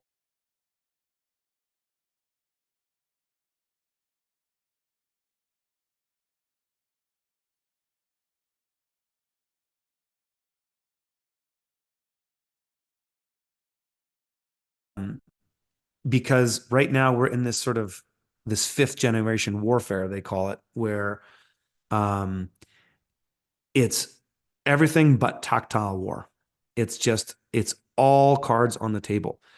And I've been saying this for years that what these guys do, call it the New World Order, for lack of a better term, is they throw a bunch of shit at a wall and they see what sticks. And they're going to continue to do that. And so it's coming from all sides. And if you watched that Netflix movie, I talked about that a couple streams ago, but that whole that Leave the World Behind, that Obama little predictive programming propaganda piece, they really illustrated it very well in that movie, is that it wasn't clear what was going on because there was a lot of different things going on at once. And if you listen to that clip of Obama, I've shared it before on Twitter. It's not hard to find, where he talks about if you flood enough sewage into the public square, people don't know what the hell's going on. He's gaslighting you. He's telling you exactly, he's giving you notice in a way, um, how they're going to do it. And so I don't think it's actually going to be one thing. I think it's many things. It's basically all cards on the table, because in this because the world is so much more multipolar now. Not and I mean that in many different ways. It's multipolar in the sense that um, the US is no longer the big player. The Anglo-American establishment has dethroned the United States, and now it's a multipolar world. That's their terminology. You probably heard Klaus Schwab. A lot of these technocrats that sit in the World Economic Forum have said this. It's a multipolar world. They've been saying this for years. So it's a multipolar world in the geopolitical sense, but it's also a multipolar world in the cultural sense, the political sense, and in the politics of the country, but also in the media space. It's a multipolar world, and that would be social media. It's a multipolar world, and so because it's a multipolar world, you need to have a multipolar tactic to control people, and that's where we are. So it's not so much what the next big move is. I think it could be this. I mean, another big one could be what they've been telling us for years. That publication that was released. Was it the UN that released that one? It's called Cyber Polygon. It's all about where Klaus Schwab, imagine a comprehensive cyber attack. That whole thing. So that could be one. But even during COVID, I think it would be safe to say that COVID wasn't even the thing, because during that, there was a lot of things going on. A lot of things, a lot of a lot of pieces on the chessboard being moved. So, yeah, to your question, Peter, and again, thank you. Um, I think it's a multifaceted thing. But I do think that, especially because there was another clip that popped up recently. It was a CBS reporter. Um, I forget where I saw that one. It was a CBS reporter who was saying that there's a lot of evidence that there's going to be some big cyber attack, some big, oh, no, she said, no, she didn't say cyber attack. She said a big black swan event. So black swan, that term comes from Nassim Taleb's book, Anti-Fragile. Highly recommend reading that book. It's fantastic, fantastic reading. All of Nassim Taleb's books, um, Anti-Fragile, Black Swan, um, and Skin in the Game. He's got a couple of, they're all really good, Really, really good. He's really, really good at assessing risk. That's kind of his thing. But that's where that term came from. Black swan event just basically means something that nobody saw coming. And you could probably say COVID would have been a black swan event. You could say 9/11 would have been a black swan event. You could say Lehman Brothers collapsing in 2008 would have been a black swan event. Some people saw it coming for sure. And many people predicted those things, but based on the gaslighting and the notice that the globalists give us. But they were black swan events nonetheless. And so yeah, there's that clip of that. Just do some searching online. CBS report talks about black swan event. It's pretty kind of sketchy. You listen to that and you're like, wow, they seem to be giving us more and more notice. And that's again bringing it all back to this Tucker thing. That's kind of just how I felt about it. Is that this is they're they're they're giving signals to people in the know so that they can prepare, and most people are just going to get hung out to dry.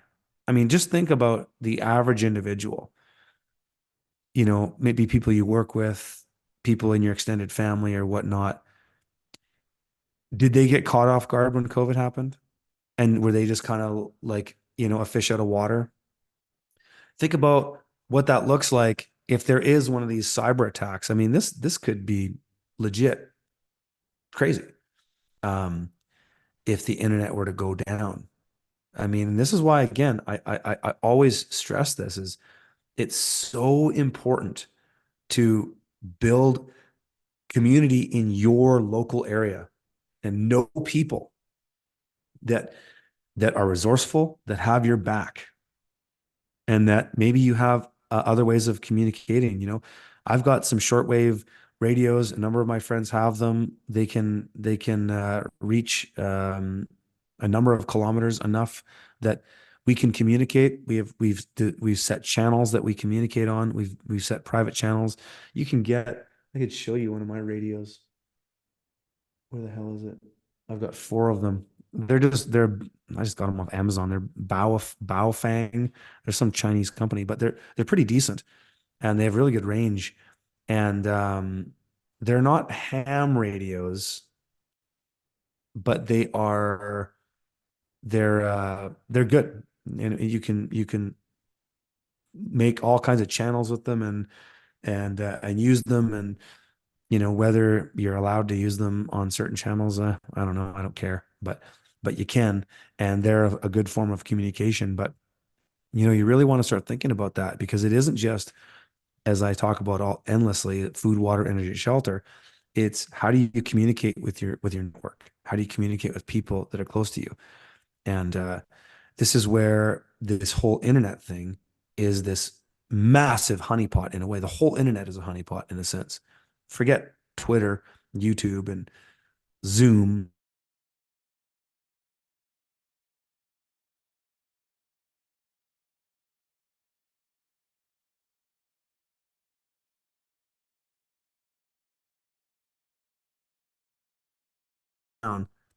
I can no longer make a living in that way, but I can go back to being a farmer because that's my trade and I can do that. Land, I got the equipment. I can be a farmer again if I have to. And I have people that would want to buy my food. So that's kind of my plan if that were to happen, is that I could be a farmer. I could help people set up their farms, and I could find a way to be useful in a period where there is no internet. But I would really encourage people to really start thinking about that. What does your life look like if you don't have the internet? You know, I mean, the one good thing is that if the internet goes down, and everybody's online banking and all that stuff becomes unavailable, well, then all of a sudden you don't really have to worry about paying your bills, because how are they going to collect, So, but at the same time, that's kind of why it makes me wonder if it's not, if they do this comprehensive cyber attack, if they do this, I don't really think it's going to be an all out blackout. I think it'll be concentrated in areas, because if they were to do it all across the board, they'd have to have a lot of chess pieces set up in to in order to maintain their control. Because let's face it, the globalists main mechanism of control now utilizes the internet and all this communication technology that surrounds us, whether it's the cell phone networks, whether it's um, uh, the internet or Wi-Fi or satellites or all these or balloons. I think satellites are all balloons, really. But all of these things, it's kind of like the whole thing with the EMP. A lot of people say, what if you have an EMP? But I have a tough time with the EMP, at least on a global scale, because all the infrastructure, as I just outlined, is all based on electronics. It's all based on communication technology that uses circuitry and electricity. And so if they knock it all out with an EMP, well, then their whole control grid and their whole surveillance grid goes down. So, but I think you could see an EMP in concentrated areas. And I think if there were to be an EMP, the most likely place it would be around Washington, D.C. It would be in the area where the most people are concentrated. An interesting one, kind of thinking about those concentrations in the last stream or in Twitter space we did talked about um, population risk, and I showed that map of the U.S. and Canada and how basically like 80% of the U.S. North American population is on the eastern seaboard, basically east of the Mississippi River. Um, is that if you wanted to just do the most damage, you just do it there because it would also make the most noise. Just like how there was a bunch of those fires that were started intentionally in Quebec this summer, and all the smoke blew to New York City. Do you think that was a coincidence? Like, no, no, it wasn't. It was totally intentional because if you piss off New Yorkers, they're going to make the biggest stink about it.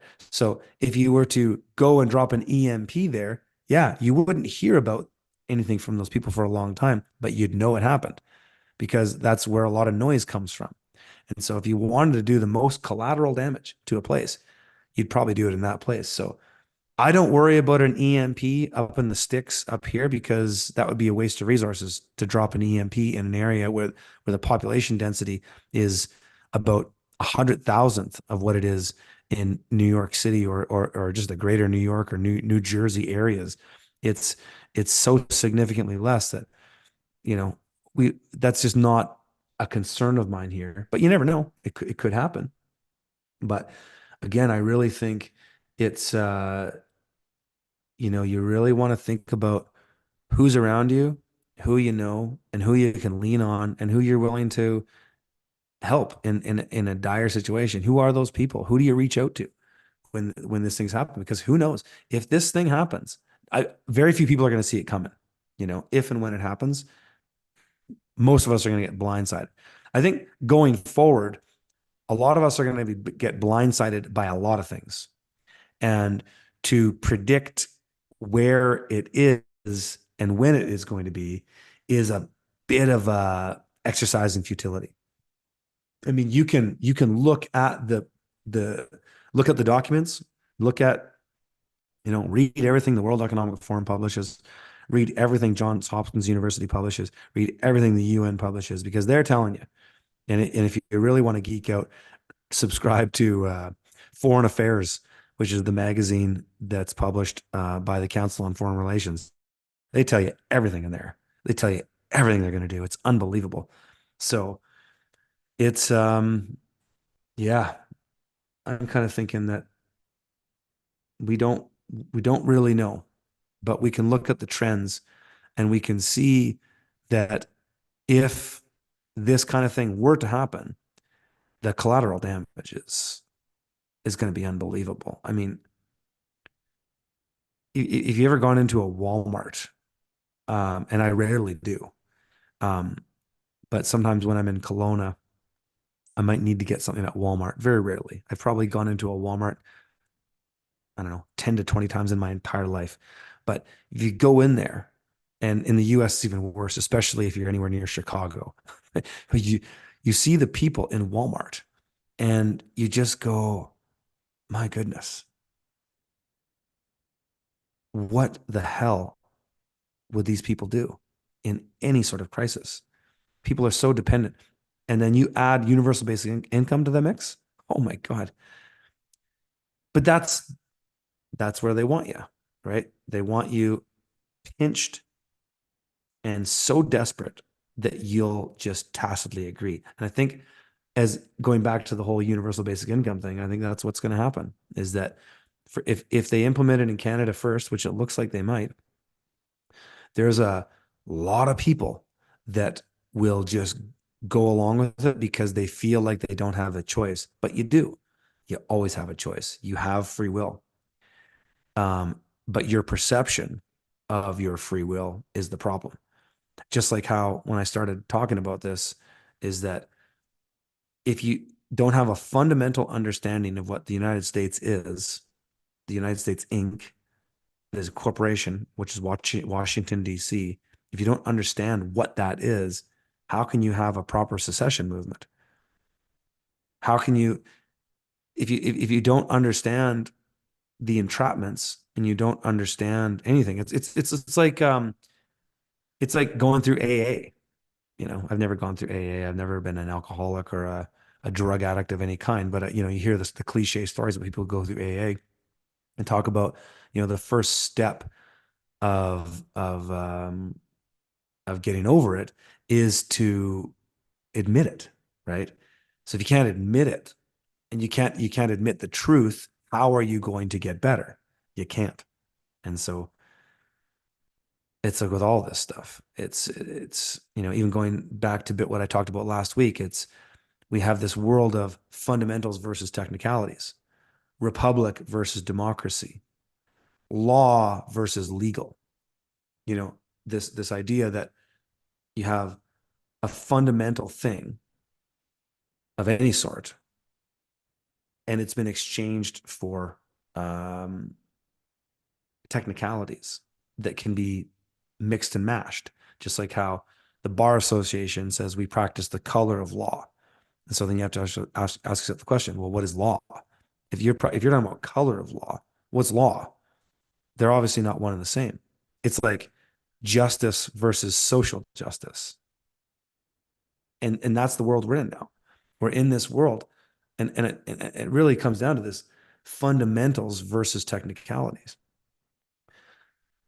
Hey Larry, thanks for the help there, brother. I'm an electronics technician who has worked in the field for 30 years, 10 in the military. Buy an EMP shield, Curtis. Even a lightning strike could cost you thousands. Well, I'll tell you, Larry, that is in my wheelhouse of plans. What I plan to do with this room is to EMP proof it. So I'm going to paint this with that same, and I don't know, you tell me, if I do, if I shield all of this like I did with my home in Kelowna, would that protect me from an EMP, or do I need to shield things more hardcore? If you want to just let me know some resources to look into, I'm all ears. But yeah, why not, right? But it's one of these things where it's uh it's it takes time. It takes time and resources. Neuro says the spaces is breaking up regularly. Well, geez, I don't know what to do about that, really. It's unfortunate, but I mean, there's still a lot of people in here though, so I don't know what to say. Um, how many can some of you guys hear the space okay, or is it breaking up consistently? Let me know by giving me a thumbs up or whatever. And maybe I don't know. Maybe I'm maxing out my bandwidth on that. Hey, thanks for the super chat, Daniel. A large scale EMP or geomagnetic storm is the absolute worst, but also the best thing that could happen. The B system and the grid are joined at the hip. Makes you think. I know, I agree. Blind Hurricane says, "What's the Owen Benjamin story?" Oh, dude, I don't want to go into that. I appreciate the super chat, but I've spent enough time on that. You can go on. I did. I don't know what's the best piece of information to tell you if you want to go and look into that. Um, I did a stream with Jim Bob months ago and him and I, we went through the whole thing, but I'm not going to go through the whole thing again. Um,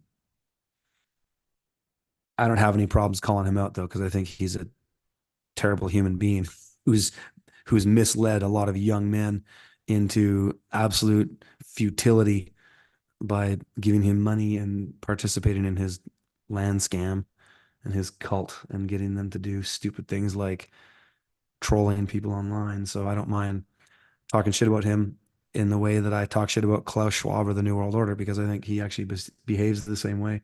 But I'm not going to tell the whole story again because I think it bores most people in my audience who have heard it and don't really care. And probably most people don't even know who he is in my audience, and so they don't really care. So thanks for the super chat, but I'm not going to tell that whole story again. Um,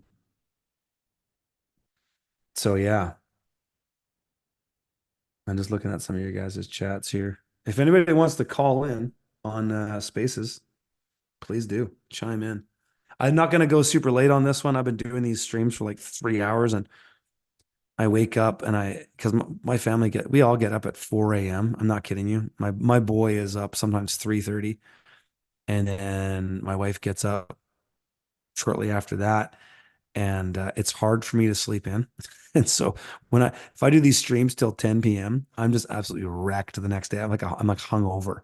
And so I'm not going to go super late on these, but if anybody wants to call in, feel free. And yeah, I'll look at a bit more of your guys' chats. Also, I'll just kind of plug Freedom Farmers again too. So folks, if any of you in the call here or if you're in Spaces or on the stream and you're a member of FromTheField.tv, we've got a big announcement on how we're changing that. We're not discontinuing it, but we kind of are. But it's actually only going to be better if you're a FromTheField.tv member. We're going to give you a ton of stuff that is going to be better than FromTheField.tv. And tomorrow at 5 p.m., I'm going to do a webinar with all of our members. And so if you're a member from TheField.tv, you would have got an invite to that. And go check your spam folder or whatever and go and check that out. And then I'm going to lay out how all this is going to go and what it's going to mean for you. And it's actually going to be really good. It's going to be really good for you if you're a member and you've enjoyed that service and you want to perhaps check out some of the other services that we offer in freedomfarmers.com, which is our main course platform, our community, and our property listing directory is all in freedomfarmers.com. And if you're not a member there and you're interested, you want to check it out, head over to freedomfarmers.com and you can sign up for just monthly now just to check it out because the amount of stuff we have in there is absolutely insane. Value, we try to get you on the land by showing you how to pick land, how to find land. We show you properties you can buy all over North America, and then all kinds of courses in regenerative agriculture. Show you how to make money on the land, how to generate a livelihood. That's what that platform's all about. So go check that out and join us for that call tomorrow, if you're a member. And so yeah, what else are you guys saying here? Somebody says I sound like my grandma. Well, I have a cold, so I don't know what to tell you. My voice is a bit raspy tonight. Um, okay, right on. Hey, Dan, let's bring him in.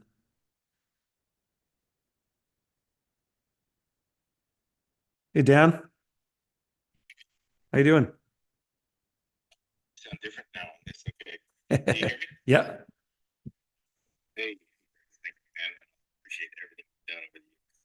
I've learned so much from you. thanks, man. Hey, I have a quick question. I'm struggling to keep a property that we've been on for 8 years. Running out of resources and opportunities to extend finances. Do you have any advice on how to reach out to family and friends? Yeah, that's a tough. How big is the land? It's 80 acres. And how much of it you live on that land right now? Yeah. How much of that land is like what's the land look like? Is it flat? Like how much of it is usable? We bought 14 planted acres in California, Oh, okay. Converted to organic 4 years ago, but we've struggled with frost taking the crop in the last 2 years. Wow. And pastured chickens and turkeys on it. Done egg layers. Done a large garden just for the family and some Facebook Marketplace stuff in the past. But really just trying things out and figuring out how to scale it. But a lot of potential out here. Even a site potential for like a barn, like wedding venue site, but Yes. just struggling the whole time. We invested, I don't know, a couple $100,000 in the orchard to get it up and going those first 3, 4, 5 years, and it hasn't paid off yet. And I'm just at my wit's end and out of cash. Jeez. And the cash flow. So you're in a sort of cash flow tight situation where the money coming in isn't enough to pay the bills. Is that kind of what's going on? And so and the mortgage, yeah. And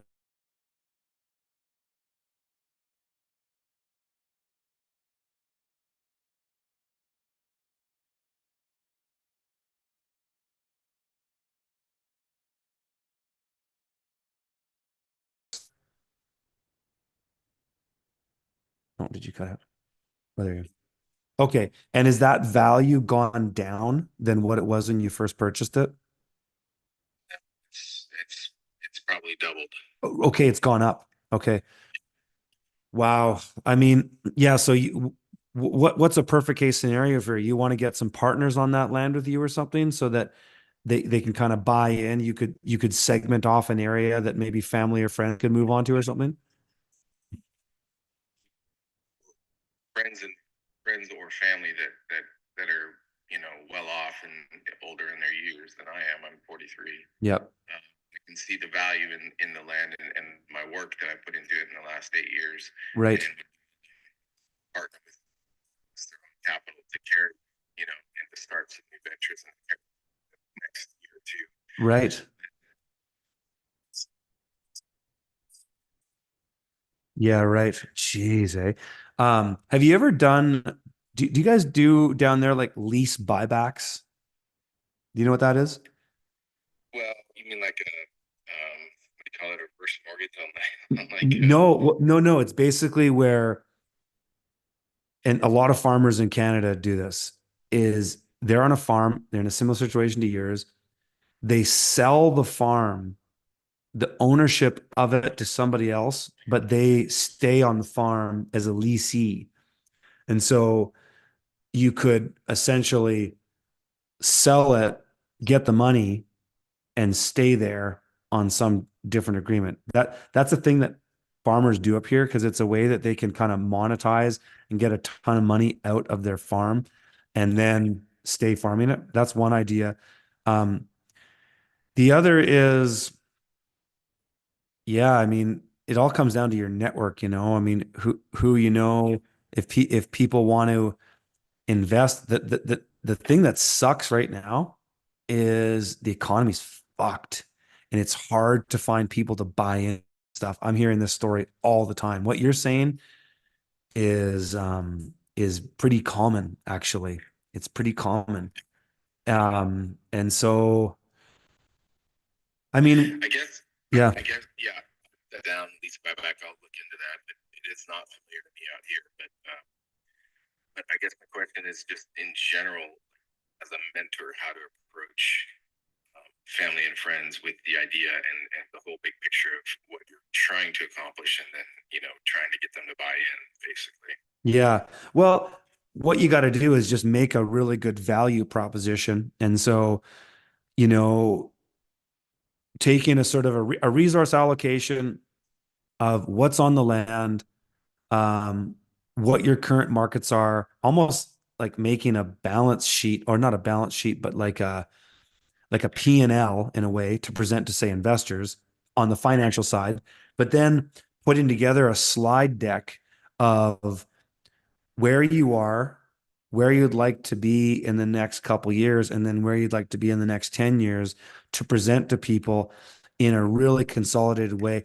Almost think about it in the same way as in marketing, they have a thing called a one pager where You basically, if you're looking for partners, um, or people to run a marketing campaign for you, you put together a one-page thing that's kind of in a way reflects the idea of an elevator pitch. You know, you've probably heard the term. Yep. So it's just like the most concise way to consolidate the vision of what it is so that people can see it in a really quick way. And so you can do a couple things there. Is one is to create a one pager that really consolidates those ideas. And then, so it's really quick. And that's the kind of thing you can give to a lot of people. Then you could put together a longer form of a presentation that is the story of everything, you know, sharing your passion, sharing the skills you have to present to people to make a really strong value proposition. Because when you're talking to investors, you know, it just has to come down to brass tacks. It's like, what do we get out of this? And how is this going to help us? Right. And so that's it's kind of, you know, leading it forward with this is what I'm going to do for you, not please help me because I'm in a desperate situation. I need your money. That you know, that we've all been there, you know, but that just doesn't sell. Right. And so you gotta sell the package as best as you can. And I think, you know, being as transparent as you can, um, transparent as you need to be, I should say. You know, don't lie, but just be as transparent as you need to be. Show tell a story of, and people like stories, but tell a story of where it started, where you've been, where you'd like to go, and then what the long-term vision looks like. If you can put together a one pager and then also put together a slide deck that you could present to some potential investors, and maybe that's people in your family that you want to get together and show this to them. And one thing I'll say when it comes to family is if you want to borrow money from family, and I've never had to do this, but I've just consulting clients of mine have had to do this over the years, and I've kind of participated in helping them do this, is that you really want to treat them like investors. And so when you're putting that together, don't don't put that information together and tell a story that you would just tell to your dad or your aunt or uncle at the Thanksgiving dinner table. Treat it like a proper thing and put it together, because then they'll be really impressed by it. And you want to impress them because if they're going to invest and throw money in it, you know, yeah, That's that is the challenge for me because I'm just out doing the things all the time. Like I don't want. I hate selling myself. yes, it's tough, man. Yeah, I hear you, brother. It's hard, but you know, what are you going to do, right? Because nobody's going to sell your offer better than you. So it's one of these things where you just have to fucking do it. It sucks, but it's like, you know what I mean? Yes, yes, I do. Yeah, yeah, awesome. That's all good stuff. All right. Okay, brother. Best of luck, Thank you so man. much. Yeah, Thank you. my pleasure. All right, I'm gonna bring in Camp Creek.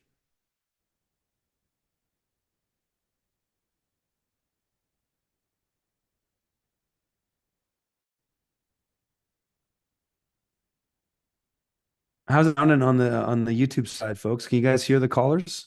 Are they coming in?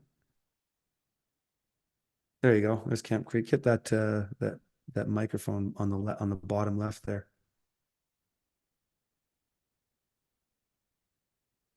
There you go. Curtis, Yes. can you hear me all right? I got these funny earbud things and I don't know if they work well. I can hear you, buddy. That's all right. No dramas, mate. All the best for the new year. Um, I'm a member from the field and I'm a lifetime member. Yes. So basically, what I was wondering is I still haven't gone through all the content yet. I'm wondering if I'm going to have to. Nope, it's all there for you. Yeah, nothing's going to change for you. You're just going to get access to other stuff. So yeah, you're golden. Yeah. So I would, you'll get an email. I would, if I'd encourage you to be on that webinar if you can. I know that you're down in Australia, right? Yeah, Um, that's right. the time zone might be a bit wonky.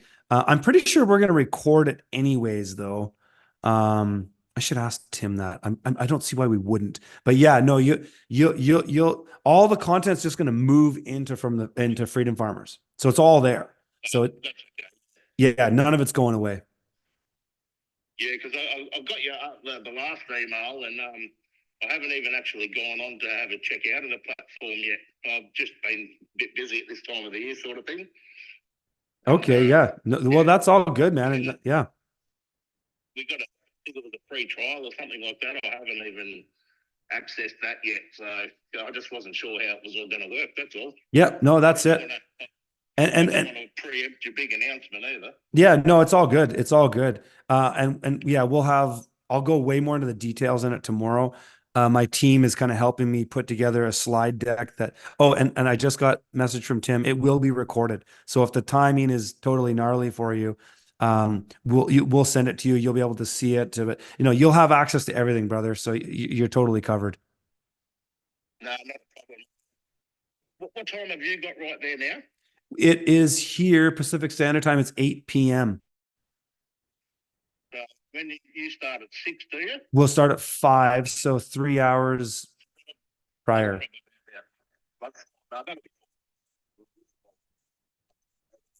Oh, there you go. Yeah.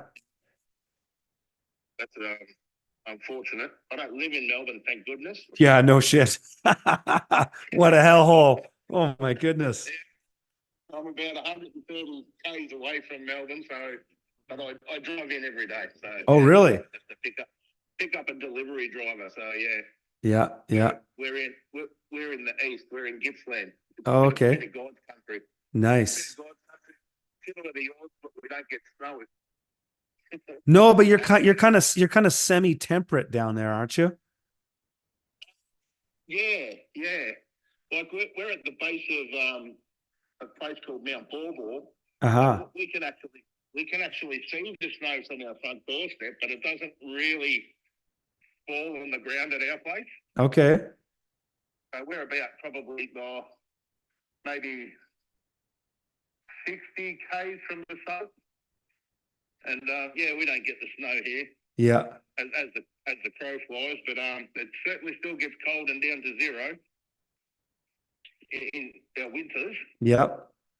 Well, that's nice. Yeah, and we still get our 40 degree summers. Yes. So yeah, it's very good. And I'd also like to take the opportunity to thank you because we bought our first greenhouse because of you. So, and we're loving it. Nice. Yeah, we love it. So. Yeah, even down in Australia, I mean, greenhouses are just usable everywhere. It makes such a difference. Yeah, no, that's right. So, yeah, we're doing our best to avoid the crap, and good. We're far enough away, I hope.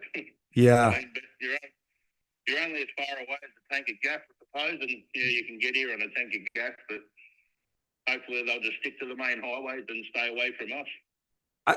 I think for the most part people will.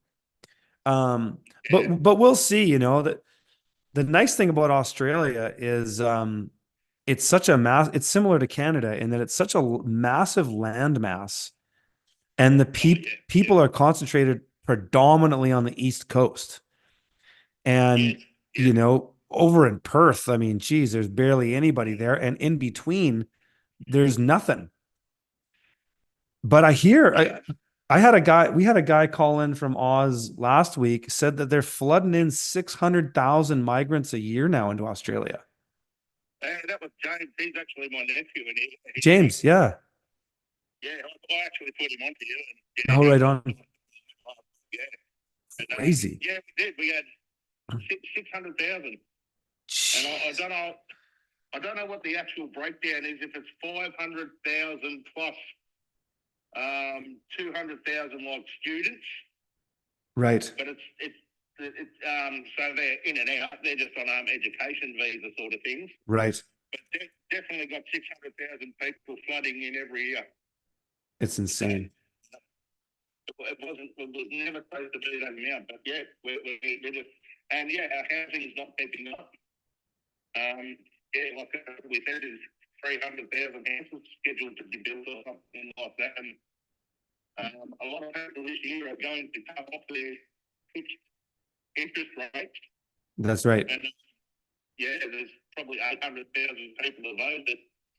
But they probably won't, they'll just wait until the boot's on their neck before they do anything about it, you know. It's sad. It's crazy. They'll live on credit and equity within their homes, and then once that's all gone, it'll be too late for them. Absolutely. Same in Canada. Some people are, I know some people who are paying like $500 a week rent for a 3-bedroom house. Yeah, right. You know, it's generally, they should be $350, $350, you know, but it's just every time we had 18 interest rate rises, and I think there was 11 of those in a row. There was just 18 interest rates with one month that we didn't get an interest rate hike, and yeah, it's just getting passed on everywhere. It's crazy. Our food through the roof, our fuel through the roof, and our mortgages and our shelter arrangements are just through the roof. What are you guys paying for a liter of fuel down there? What's a liter of gas right now? About $1.85 Australian. Wow, it's exact same here in Canada, or at least in BC where I am. That does fluctuate a bit between. It can get down. I've seen it as low as $1.65, but then it can get up to $2. Yeah. It really does fluctuate within a 3 to 6 month period. It's the same as the diesel. I've been filling my truck up, and it used to cost me for years. I've been driving the same truck for 15 years, and it was $400 a week, $400 a week, $400 a week. And probably 3 months ago, it actually cost me $800 to fill it. We were looking at $2.35 a litre for diesel or something like that. And I couldn't shop around because my boss has got a specific fuel card for a specific petroleum company. But that's a company called Caltex we've got here in Australia, which they're no longer, they're now an Ampol. But it's just, I don't know how he struggles to make ends meet. He's always bitching about it when the fuel goes up, and I understand why. Jeez. And so are a lot of people. That's just it. I mean, we're approaching the breaking point for a lot of people, and that's what makes me think that we're on the precipice of something big. This year could be the straw that breaks the camel's back, as they say. Yeah, I mean, we're debt free, so good. It's something we've worked on a lot, and there was a little bit of dumb luck there where I had a relative pass away, and I was left a bit of an inheritance as well. So yeah, but that's the way life goes, I suppose. Wow. And we're not interested in getting into debt anymore. No. But I did want to ask you advice on something. You know how you're talking about the economy probably completely crashing, possibly at some stage. We were thinking of winding back our employment. We don't want to work for the man anymore, and we sort of want to work for ourselves. Yep. And we were looking at buying a little company. It's just an organic cleaning products company. You make all the cleaning fluids up and things like that, and you can do it in a 4-car garage. That's how small the thing is. Yeah. But they've got a really good product line with diatomaceous earth for the pet industry down here. Yep. And that's the bread and butter of the business. Right. The thing is that I know you and say Jack Spearco have always said a little bit of debt for a business isn't bad. Yes. But is it the right time to be going into a debt? I mean, I could probably pay. I've got the ability to be either a third in debt or 2/3 in debt. Yeah, well, I would say to that,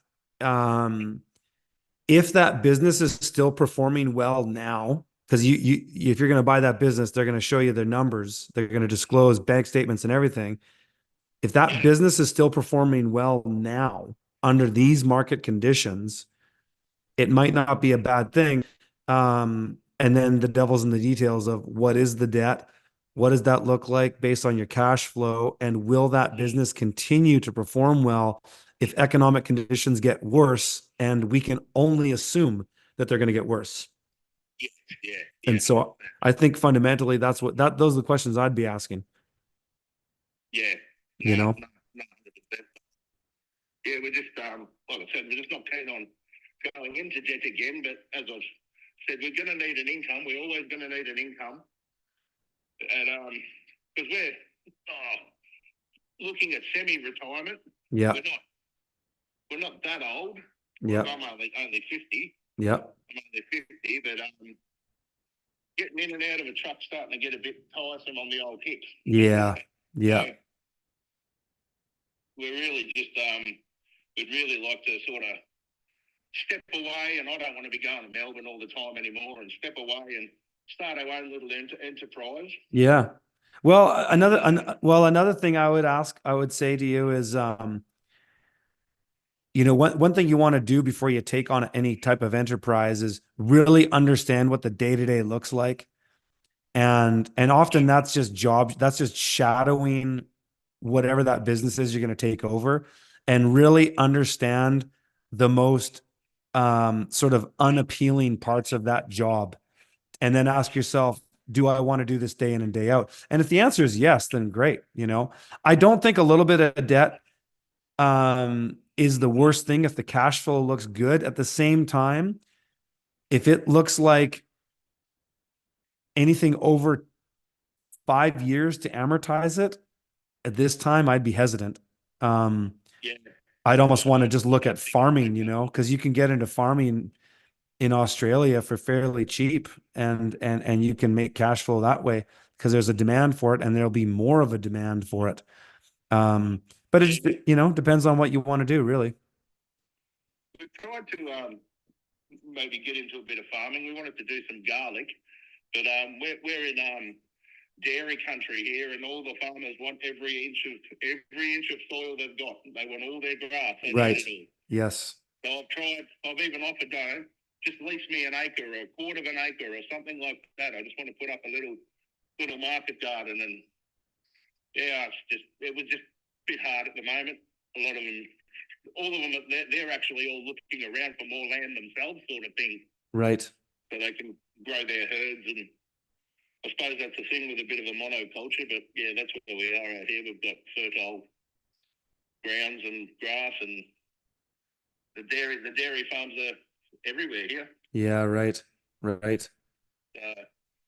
I tried we've got a local hall up at the end, and they've got a little bit of land up there, but they're not really keen on leasing me a little part of that. It's all public liability, and we even tried to establish a community garden up there, and it was like it was put in the too hard basket.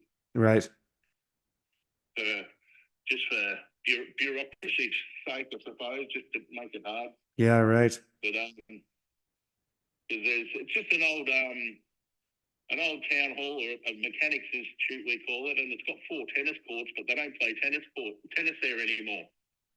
So we were going to utilize the tennis courts and probably get some potato bins and make some raised garden beds. But yeah, it just all got put in the too hard basket. So we haven't actually pursued that any further. Right. Which is unfortunate.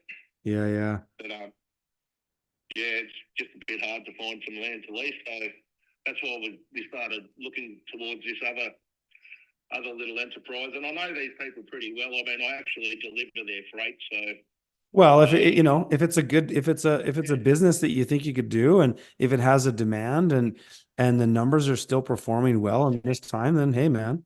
But hey, brother, I'm gonna let another caller in here, but best of luck, dude. And yeah.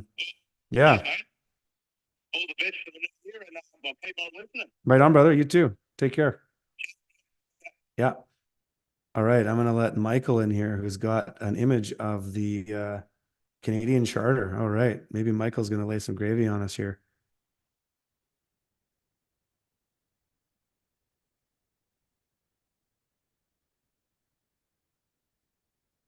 Michael. Hey, Curtis, thank you very much for letting me speak. Hey, my pleasure. I'm a new follower and I appreciate everything you're doing. And, I live in Canada. I'm actually in Manitoba. And, I've been looking at acreages and moving out. I'm in the city right now, but looking at moving out. But one of the things that concerns me, I'm just wondering, like, have you thought about, I'm sure you have thought about this, but, in Canada, we're dealing with all this Aboriginal land claim, the thing going on in New Brunswick with 6 communities laying claim to the entire province. Like, Yes. one of the worried about is buying acreage. What's the likelihood I'll be allowed to stay on that land if things really start going south and courts start siding and making claims that we don't own the land, that we're basically all renters. So, Well, what are your thoughts on that? yeah, that's a good question. And I've spent a lot of time thinking about that. Have you ever read the Indian Act? The Canadian. I would suggest taking a look at that document. It's pretty interesting. But so here's the thing with Canada is that you will not find a document in Canada that lays claim to any land. And the natives never laid claim either because they didn't have the claim. The Indians before Canada was settled, as they say, but it wasn't settled. But as they say, they never had a concept of ownership anyways. So yeah, I don't know about that thing in New Brunswick. I'd have to look more into that. But no, I don't worry about it because nobody actually has title on anything here. Everything is what's referred to as equitable title. And so the state apparently has legal title, but at the same time, they don't really. Here in British Columbia, one thing that we have that's great is that 99% of it is considered unceded land. And actually, much of Canada is considered unceded land. And that can actually work to our advantage, in my opinion, because it means there was never a claim anywhere. So who it's like, well, if I don't own it and you don't own it, because Canada says they don't own it. Canada only exists on the territorial and internal waters. If you read the Interpretations Act, it says that in the definition of Canada. There's no claim to land. And even in the Indian Act, all they say is that we administer the land. That's not ownership. That's administration. That's paperwork. And the whole system is just paper anyways. It's all just paperwork. But so I think, yeah, read the Indian Act, at least take a look at it. Start to get your head around a bit of the way titles work. I read the Land Titles Act of British Columbia. That's a mind-numbing, weird document where their definition of land is foreshore and seabed. Yeah. So what are we talking about? Whose land? Because the natives never actually claimed it. They were just moving around. Yeah, that's interesting because whenever you hear about it, like when it's publicized in the media, the news, or the land claim, or the acknowledgments that are made at the beginning of every event, yeah, it's framed as unceded territory, territory of certain nations, which leads you to believe that it was their territory. But so I'll definitely have to look into that act and read it. Yeah, well, the unceded land thing is very interesting because it's completely true, but it's meant to appear benign because you see all these social justice warriors, these leftists, these idiots that just get up there and go, we want to acknowledge that it's just this big virtue signal. But the thing is, it's actually true in the sense that it was never established because Canada is a complete farce. There is no Canada. Canada ended officially in the Statute of Westminster. It was released. The Dominions were released in the Statute of Westminster. All we have now is a corporate de facto state. And so it's the illusion of a nation state. But once you start to understand how this thing all works, then you can just use their own words against them, and they don't have any authority. And so I think potentially what you're talking about when you mentioned the New Brunswick thing, and I haven't looked into that, so I can't really comment on that specifically, but people's ignorance is what's going to get people their land taken away. And so you know, the sword of truth and knowledge is your best defense. And getting into the law and reading the Canadian foundational documents, the charter is kind of a waste of time, really. More of the British North America Act, the Indian Act is a huge one. And I haven't even read the whole thing, but it's very, very interesting. But there's nowhere in any Canadian document where they talk about ownership of land. Even in the Interpretations Act itself, they don't even define provinces. The only provinces that they define in that act are Nunavut, um, and Iqaluit, or what? No, Nunavut and Northwest Territories and Yukon. They don't mention BC, Alberta, Saskatchewan, Manitoba, Nova Scotia, nothing. So, yeah, yeah, it's a big dog and pony show. It's a big illusion of lies and technicalities that people get overwhelmed by the amount of paperwork and the words, and then they just give up. But it doesn't take much to just read it, and the truth is all there. Look into that, because that's definitely a deficit that I have, and it's definitely one of the things that's been holding me back from pulling the trigger on actually going out and purchasing some significant land, right? Well, and I would also say, if you can, if you want to get on land and you want to, prepare for what's coming, you definitely don't want to have a mortgage on that land. Because if you do, it's as good as lost, because all they have to do is throttle the financial, you know, uh, knobs, and they can kick you off, right? Because they just crank up the interest rates and then you're off in 5 years. Yeah, my wife and kids are in really good state, so we're really just looking at, I'm just looking at exchanging, right? So we're mortgage free right now. Good. And just looking to move from one area to another is kind of the plan. So, Well, then that's a good position to be in, because you can probably sell up.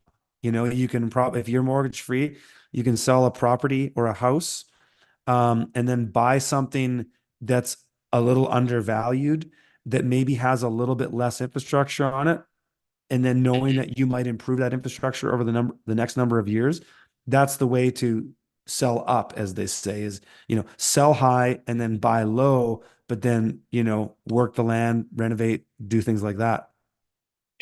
Yeah. if you were to do it again, because you've been at this for a number of years, seeing where we are now in Canada, would you still be looking in Canada, or would you be looking somewhere else? Oh yeah, I love Canada. Yeah, I love Canada. I would never leave Canada. I think BC is the best, though. I will say that. And there's a number of reasons. One is population is concentrated in one area, basically, mostly the Lower Mainland, bit in Kelowna. But there's so much just rural land out here where you just don't see people. And it's what I always say it is, if you want to be free, you just want to be furthest from the cities and the infrastructure of the state. That's the number one thing, because then they just can't see you. Whereas even if you think about Alberta, where Alberta is mostly what's called peri-urban land, where it's all gridded out, it's just farms.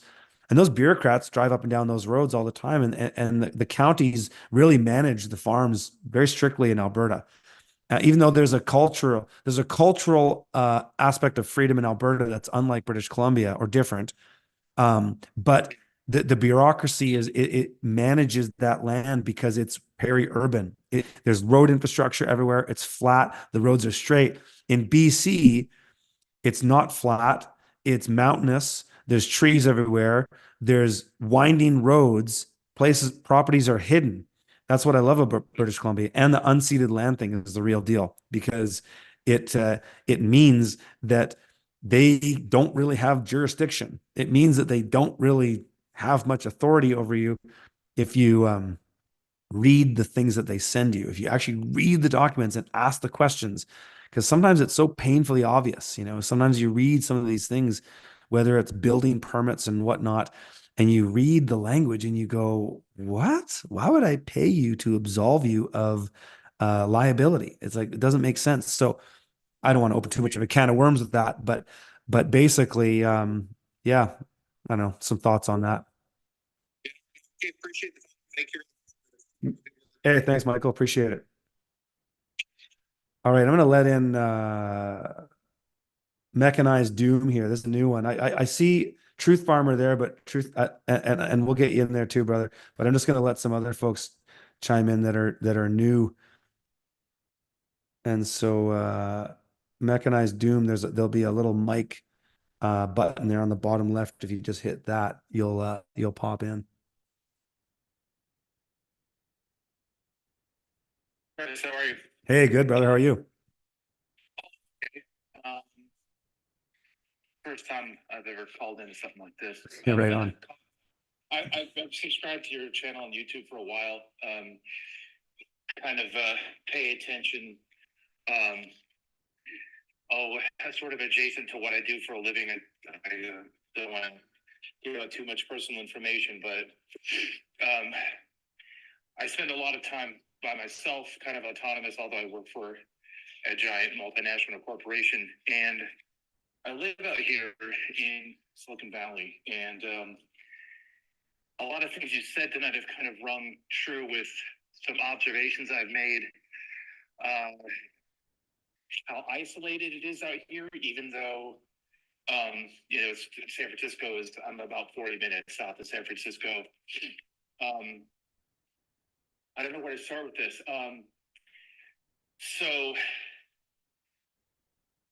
I don't really have the ability to get off the grid out here, obviously. Land ownership for somebody like me, who kind of just has a bit relatively okay, but a blue collar job, is not really possible when Right. your average home out here is $1 Yeah. million. Yeah. And that's just for a structure. But like I said, a lot of stuff you talked about tonight has really piqued my interest in observations I've made. I have seen out here in the last 3 years, ever since the COVID Black Swan event, commercial real estate has absolutely tanked out here. And I don't know, I haven't been able to get any answers from anybody about this, about what the plan is for all of this open real estate. Now, obviously that's connected to the market, the economy, and so on and so forth. But I have watched in the last, it's kind of hard to believe it's going to be 4 years this March. The same office buildings have been for lease since COVID, and Wow. hundreds and hundreds and hundreds and hundreds of more entire office parks. Huge swaths of the Google complex that I live a mile down the road from are just absolute ghost towns. Wow. This is news to me. Brother, if I could go in and take a video, take photos, just do a short, like a 2-minute, this place and this place and this place, just, you would not believe it is an absolute ghost town. And it's been that way for the past almost 4 years. Dude, this is breaking news. This is fucking breaking news. I've never heard this. This is common knowledge. Commercial real estate in Silicon Valley this is what you're saying. You're saying commercial real estate in Silicon Valley is just vacant. I'm not exaggerating when I say this, that it is vacant. I mean, I watch grocery stores shut down, and then the rest of that shopping center shut down. And there's one, there's like a PetSmart open in a big commercial, shopping center where there used to be an REI. There used to be several other huge stores, all shut down. And there's like one holdout. But the commercial real estate aspect of it, and this is going on in Los Angeles too. My sister sold commercial real estate, was a vice president of a bank in Southern California, and she sold commercial real estate down there right up until the pandemic. And then it all dried up, and she hasn't gone back to doing it since then. And I've asked her about it. I said, what the hell is the plan? I know you see the same thing down there that I see up here. No one is moving into these places. In fact, No, they won't. right. So that leads me to believe that obviously those with more money and more power and more means know way more than the rest of us do, at least at the inside baseball. Yeah. On this. So I see this as being a huge problem. The eventual collapse of all of the commercial real estate. And like I said, man, I'm talking about entire swaths of the Google campus. Really? Oh yeah, the areas around the Microsoft campus. Well, see, that's not and- that's not surprising to me because it AI is just replacing all those people. And then I guess I guess it kind of makes sense in the sense that if you're talking about the the retail stores and stuff like that, I mean, California, I mean, what's I've actually never been like a Palo Alto area and stuff like that. Is this what we're talking about? Yeah. Yeah, like I've never been, I actually rode my bike through there 15, 20 years ago, but it was so much different then. Yeah. How much of a hellhole is it there compared to say like Oakland? It's like it's not like Oakland, right? But is the crime, what's the crime and the homelessness and the drug addicts like in those areas? So the interesting part about that is that I live just north of San Jose, and in San Jose, that is really bad, really bad, rampant homelessness. I mean, entire like a small village under a freeway, not just an overpass that kind of, I don't want to diminish how, the size of it, but I mean, hundreds and hundreds of people living in essentially what looks like a shanty town, made out of pieces of, plywood, things just from the nearby, whatever people can get their hands on. In here where I'm at, where I'm right next to Palo Alto, and this is where my job takes me, which is all the way to the coast and all the way in here inland and all the way up to South San Francisco. So I get to see all of this. They're very insulated in this area of Palo Alto, in terms of from the crime that exists in places like San Francisco and Oakland, but the area is getting smaller. The crime has been coming down here for the past few years, migrating down here. Organized crime. I know this. I've been robbed several times at my job at what I do. Jeez. And I'll just say this: I wear a brown uniform. I drive a big brown truck. Right. Right. Yeah. Get it. Yeah, the level of sophistication involved in this. I mean, I've been witness to these massive looting events at the Stanford Mall, which is the really high-end retail mall. And no one does anything. No one can do anything. No. You just have to stand there and watch. Yeah. 5 or 6 carloads of people mob the place. It's fucking go in and insane. take hundreds of thousands of dollars worth of merchandise and leave. These district attorneys, California is one of the worst from the US. These district attorneys have made it so that you can't touch these guys. They're allowed to commit crime openly. It's insane. To $1,000 until anybody is even willing to give it a second glance. It's absolute madness. It's absolute madness. Witnessed that firsthand in what I was going to do before this, which was oddly enough to become an Oakland cop, and I was made privy to all this stuff. Worked firsthand with Oakland police, and I was like, there's no way I could do this. Oh, Oakland is Right. My intention was to become a cop that was going to be a part of the community and help, affect positive change. And that's not the way. well. So going to where you started, you're kind of getting to like, how does a guy like you get off grid or get out of the way? Why don't you just move upstate? Why don't you just move like up to Crescent City or something like that? Yeah, that's true. That's true. And that may be part of my plan. So this goes into the UBI thing you were talking about earlier. I've been off work since February. I injured my shoulder at work, had that shoulder surgery. So I've been receiving a monthly stipend from the workers' compensation situation. And that being somebody who's not, I mean, I'm 47 years old. I'm not super old. I'm not super young, but I still got a lot of years in me to work. Yeah. But having that financial limitation, it's just been a hindrance.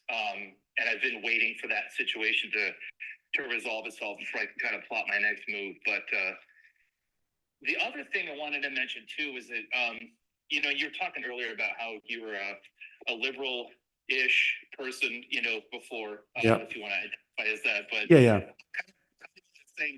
Same boat. And what happened a few years ago to me in Oakland really, really, really opened my eyes, and that was that I went to drop off my girlfriend at her doctor's appointment, which was technically in Berkeley. And people have a big misconception of Berkeley, and it's really a bunch of rich liberals that allow a lot of bad shit to happen. Exactly. Yeah. They just go, hey, Hey, that's cool. That's cool. Yeah, whatever. Yeah, But Oakland butts up against Berkeley, and that's right. So I went to drop her off at her doctor's appointment, and it was about 8 o'clock in the morning. And she had words with these four guys that were standing on the sidewalk as we're walking into the doctor's office. And I told her as we walked in, I said, "You better shut up. You're going to get a shot." And we went in and sat down, and there were four. It was the tiny doctor's office. 4 seats in there. One was already taken by this elderly woman. These 4 guys came through the doors of the doctor's office into the lobby, mobbed us, beat the hell out of both of us, told us to get the hell out of the neighborhood, and that's what one of those situations that really changed the course of my relationship with her. Holy. Opened my eyes to a broader kind of what's really going on, who really runs stuff, how disinterested the cops were when they finally showed up. There was no investigation in the situation. It was all caught on surveillance. I have a feeling the Berkeley cops knew who these guys were. Oh yeah, they're probably regular offenders. They've probably been in and out, turn and burn. Right. So, we talk about what's it like down here with that level of crime being up there in Oakland. Like I said, man, that kind of stuff is coming down here. I see bits and pieces of it.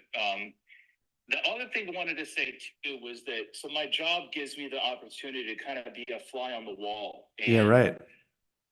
I'm allowed in a lot of businesses that most, I would say, civilians aren't, just because I'm the friendly guy in the brown uniform that drives a big brown truck. Right. So I've seen a lot of weird stuff. One thing that people don't understand about out here, this part of the country, it really is due to the nature of what goes on here with tech and everything else. It is basically like the DC of the West Coast. Yeah. And a lot of moving and shaking goes on out here. A lot of political decisions are made based on who has the influence out here. And there's the neighborhood I delivered to, which is where Steve Jobs' house is at. Larry Page, that of Google, yeah. His house is there. This entire neighborhood is so heavily surveilled that there are cameras everywhere that you don't see. But what happens is when you go to these houses, Secret Service greets you at the door. They're outside of the house before you even get out of your truck. Right. And what I didn't really understand when I moved out here about 5 years ago was that all these companies, all these people that run these companies, now I understand it better. They receive this level of protection because these are all military contractors. Sure. They might as well be government employees because they receive the same level of protection, and they're never home. No one's ever in these houses, just these Secret Service or retired cops that are there armed 24/7. Yep. Watching every aspect of what goes on. So like I said, it's very isolated. It's very protected to a degree, but the when things pop off, if and when they do, which I think this is there's a good possibility this might be the year for that. I think so. I look at the numbers, I look at the economy, I look at the debt, I look at it's a system that no matter where you fall on the political spectrum, I don't think you can really deny it can't continue as its current trajectory. No. It's got to hit a cliff. It's going to fall off. Especially there. You're in the belly of the beast. Southern California, or not Southern California, all the way up to where you are, Central California, technically, is insane. You know what though? So I'm going to go on about that a bit more because I got a super chat that I'm going to answer that ties into what you're talking about there. But what I would say to you though, brother, is if you're looking for a solution on how to get out of there, I'd consider, and if you need to stay in the state, I see pretty nice properties up in Northern California all the time because the legalized marijuana industry has collapsed basically there because California just over-regulated it and destroyed it like they do everything else. You can buy really nice homestead properties. I mean, we've seen in our homestead accelerator directory, we've listed some properties in Northern California that would fucking blow your mind. That 3 years ago, there's no way you'd see anything that cheap, but because California is now a have-not state, right? There's more people leaving California, Americans, and don't include the migrants, but there's more people leaving California now than there are coming in. So the economics of California are changing. And I think all the industrial, commercial real estate and stuff, that's all kind of, there's some nuance to that. And probably a lot of it has to do with AI replacing a lot of those jobs, but also the rising crime rates. But you can find properties up in, Willits, California, Humboldt County, Mendocino County, all those old dope grower counties. Man, you can find properties up there that would blow your mind on what you can get. Just real quick, the irony of that situation is that my parents, 45 years ago ish, when I was just a tiny baby, they bought a piece of land up in Siskiyou County, way, way up north, about 30 miles from the Oregon border. My dad built a house with his own hands, which the house is still there today. And it's always been my dream to kind of, maybe there will be a point in my life when I could return to, Yeah. the house I grew up in, and at some point in time be able to repurchase it, at some point. So it's looking like that might be a possibility, which would be great. Dude, I mean, it's beautiful up there. Crescent City, the Eureka, or is Eureka in, or is that Oregon? No, that's Oregon. But yeah, it's just it's beautiful country up there. It's lovely, and it's out of the fucking shit. But basically, Sacramento is a shithole. All these cities in California, all the way down, are total shitholes. But the small towns in those mountains and stuff like that, you could probably duck out up there. You could probably stay out of the way when the things really start to go down. But Southern California, all the way up to the Bay Area, will be an absolute hellhole. But as you kind of pointed out, which is an interesting observation, is all these billionaires, they've all got private security and stuff. They're all got gated communities and private cameras out the wazoo, so they're going to be fine. And they're going to let it all collapse, because then they're just going to buy up all that real estate on pennies on the dollar. Sure. Right. Sure. Yeah. So interesting stuff, brother. I appreciate your call. Good food for thought. Thank you. Take care. Yeah. So I'm just going to address, I got a super chat here from, and this might tie in. We'll bring in some other folks in here. So if you guys want to keep hanging on, Most Best Owns says, why do you think they're flooding 500,000 immigrants in Oz, Canada, Sweden, UK, etc. at the same time as each other? What's the goal? Well, that's called replacement migration. And so that's been outlined. The UN's talked about this for years, and it's all part of strategy. In fact, the UN is actually part of bringing these migrants in up the southern border in Texas. That's on the record. I'm not even saying anything controversial. That's just, you can go look it up. The point is, fundamentally, I like to get to fundamentals, because you can go and look at the documents, and Michael Yon has been reporting on this for years. Muckraker's another good one who goes down there and shows this stuff. But the reason is, the real reason, the fundamental reason they're flooding us with migrants and the West, because why aren't they going to other countries? Why aren't they going to Iran? Why aren't people flooding Mexico? Why aren't they flooding maybe even second world countries? No, they're flooding the first world, because fundamentally, if they want to bring in this great reset, you have to physically erase the cultural identity of the West, which is based in freedom and space, personal space. So a phenomenon that if you live in America or Australia or even Sweden, you mentioned Sweden, not so much the UK, but a phenomenon that's fairly exclusive to Canada, Australia, the US, Sweden, Portugal, Spain, is this idea of space, is that the countries are fairly large geographically, and there's a physical understanding that comes into a cultural context that we have a personal space. People who grow up in New York City or live in the UK don't really have this cultural context because you don't have it. There's people everywhere. You're in high concentrations.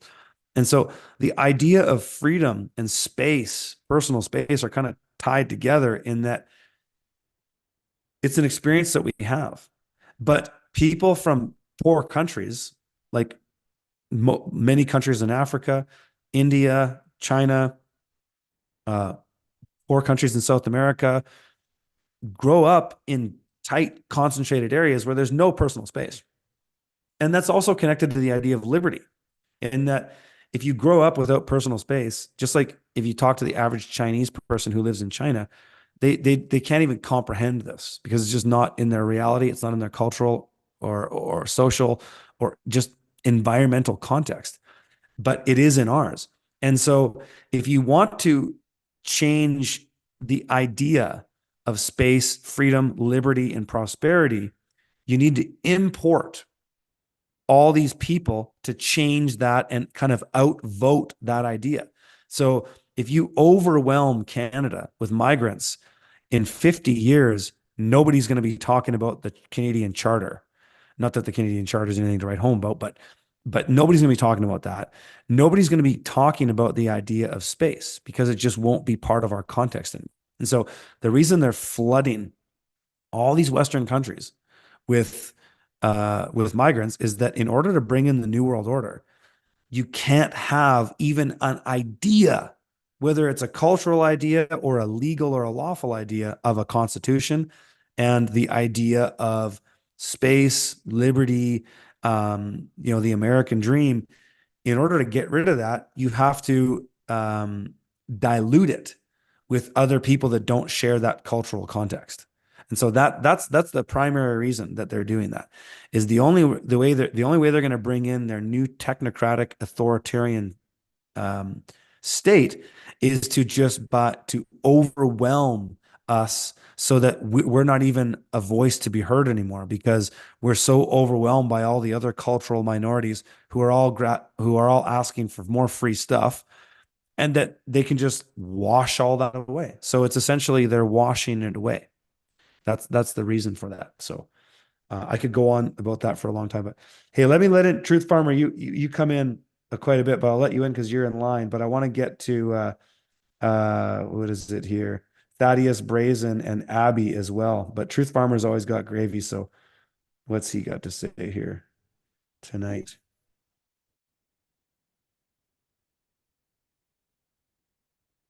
There you are, brother. Hey, Curtis, how are you this evening? Super, man. How are you? Yeah, a few things that came to mind from the conversation tonight. I'm just in my mid 40s, 40. I think I'm the same age as you, born 79. Yeah, me too. Definitely look at things much different, in my 40s than I did in my 30s, and obviously far different than the 20s, right? And the risk factor that you take in life, the older you get, the risks are far more calculated, I would say. Yeah. You're running out of time to, make money for yourself, your family, your legacy, whatnot, right? And so it's, I heard the gentleman talking about looking at buying another business and things like that. And to me, I think the big thing with any of these businesses that people buy, established businesses, my big fear always, and I've looked at several over the years, and I've had several businesses that I've sold also over the years. And a lot of times people expect a lot of money for a business that they've never been able to produce. They always want to tell you about the potential it has, although they've never been able to make it reach its potential. Yeah. So just warn people, be very, very careful of paying for goodwill. It's one thing to buy some guy's truck and trailer and his tools, but it's another thing to buy his truck, his trailer, and his tools and $100,000 because he did a bang up job the last decade, Yeah, absolutely. Yeah, it's hard to price goodwill.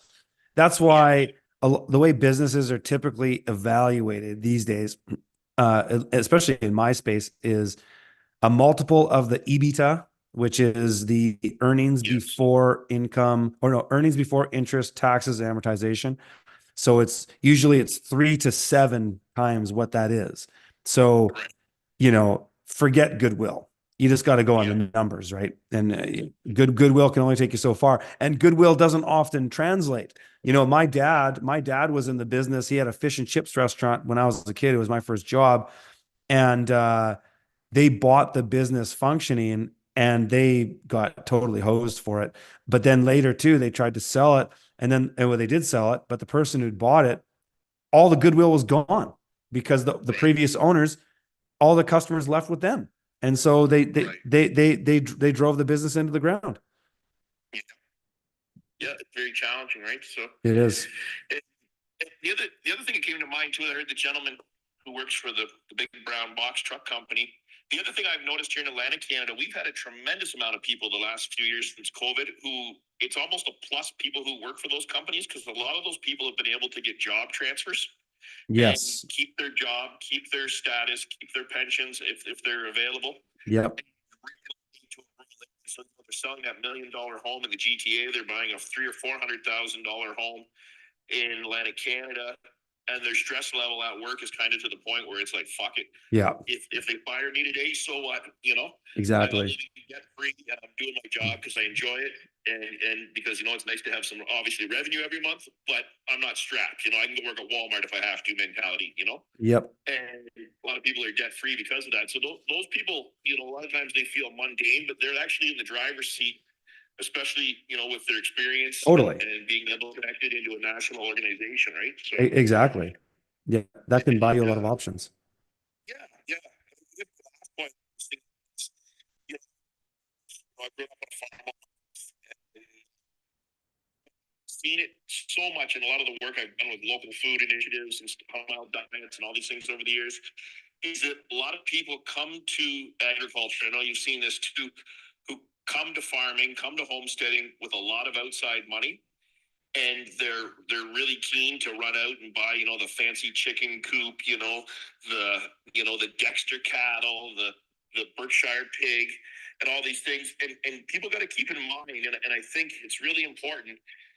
There's sometimes there's reasons why things are crops that are no longer produced or rare breeds. It's not always because they were amazing. Sometimes there's a lot of nostalgia to things that were really fucking useless 100 years ago. Yes. And they're still useless today, but people put a lot of buy my breeding stock, buy my seed stock, Yes. So you've got to be very weary of the seasoned hucksters out there who are preying on these, new converts to the lifestyle and the movement who are trying to sell them expensive things that they really don't need. When you put that pig in the freezer, honestly, most people aren't going to tell what breed it was or anything. And I've seen a lot of videos over the years where people do taste test trials. Yeah. And they'll pick the factory farm pig is the one they like the most or something. It's what they're used to. Yeah, it's how things are cooked, what you're used to, what Yeah. things are fed. I mean, you could have a regular old white pig, and if you're pasturing it and doing all this stuff, it's going to be a different quality of meat than So there's lots of things out there, and I guess my encouragement is to people is, just take your time, tread lightly, and don't walk into agriculture as a business. Start, in my opinion anyway, if you can, start off with a homestead mentality. Totally. Those expensive trials and errors, because I see people go out there and they're like, oh, just bought the farm and ordered 500 chickens. It's like, what the hell? You've never had a chicken in your life. Don't do that. Dude, that's such good advice. And I'm even a bit guilty of that myself, because when I sold my house in Kelowna, I had a bunch of cash and I was kind of eager to spend it because I didn't want to sit leave it in the bank. And sometimes having too much money going into an enterprise it can work against you. Whereas, as you said, to have that homestead bootstrap mentality can actually serve you a lot better in the long run, because it forces you to make more conservative, calculated decisions. And I've always been an advocate of that, but I even screwed that up a bit here because I had a bunch of money when I sold my house, and I was like, and I bought some things that I shouldn't have bought too early, and yada yada yada. But yeah, no, great advice. Absolutely.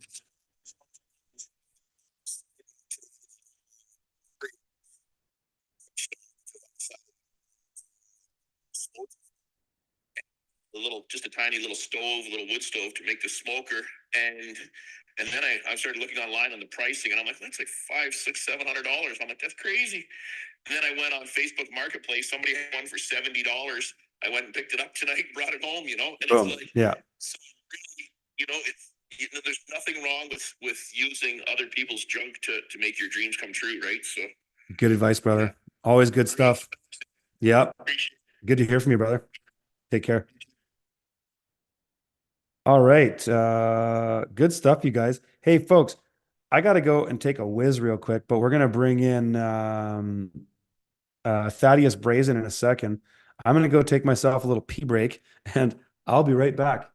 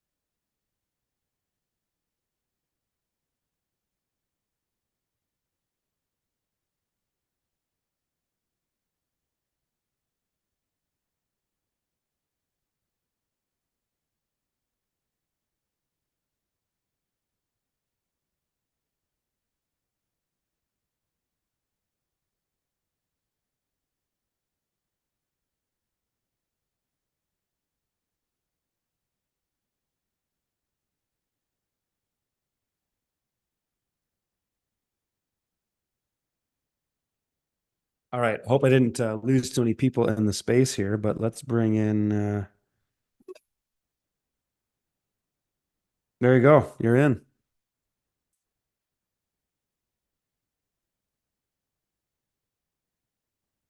There we go. There you go. Hey, Chris. How you doing? Good. Appreciate your insight. And I'd love to know what you would do in my situation. Okay. New gardener, 2 seasons now. Yep. Built some no dig beds. Yep. Brought in I don't remember. I think it was 15 yards of compost, and really struggled with the idea of not knowing what was in the compost that was made, but I couldn't pay for the Yeah. pay the hefty price for the certified organic compost. Yeah. Been there. So built these beds, 4 days straight on my knees, wheelbarrows, 5-gallon buckets, wood chips, compost, the drill. And it was quite a bit. I wasn't just adding a few.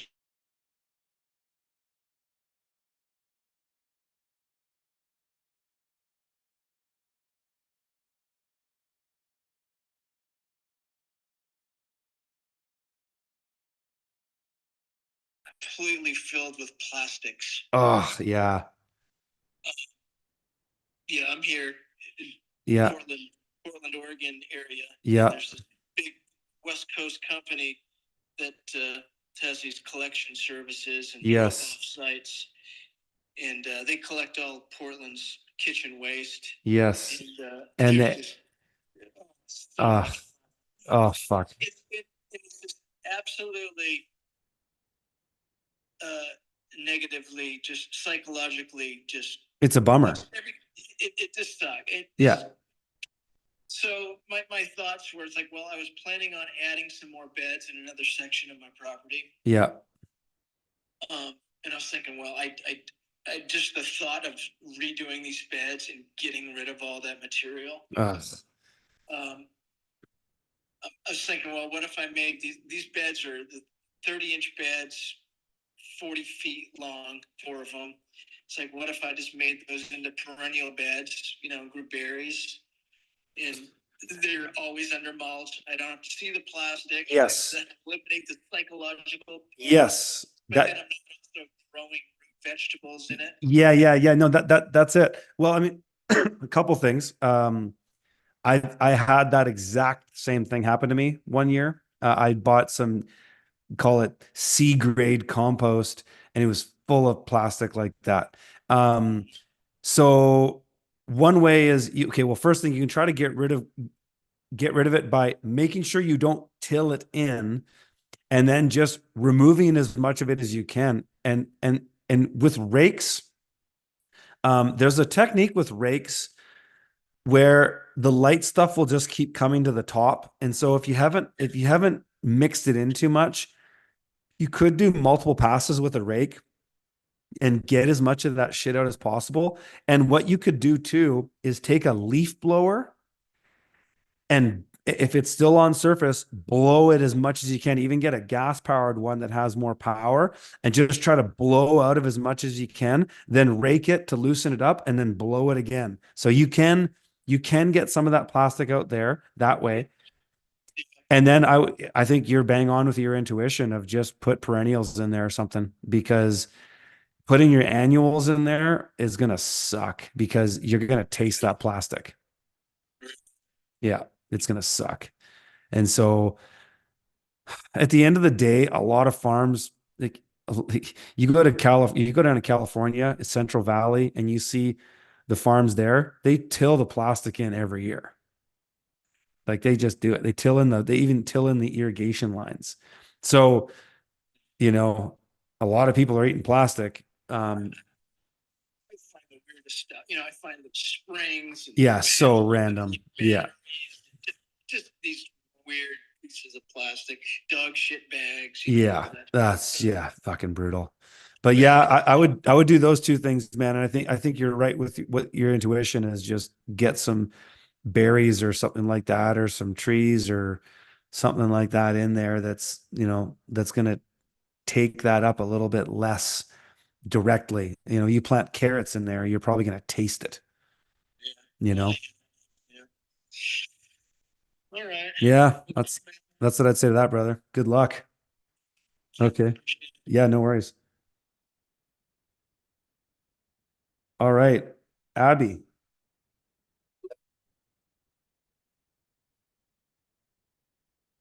There you go. Hit that speaker on the left there, the bottom left, that mute button.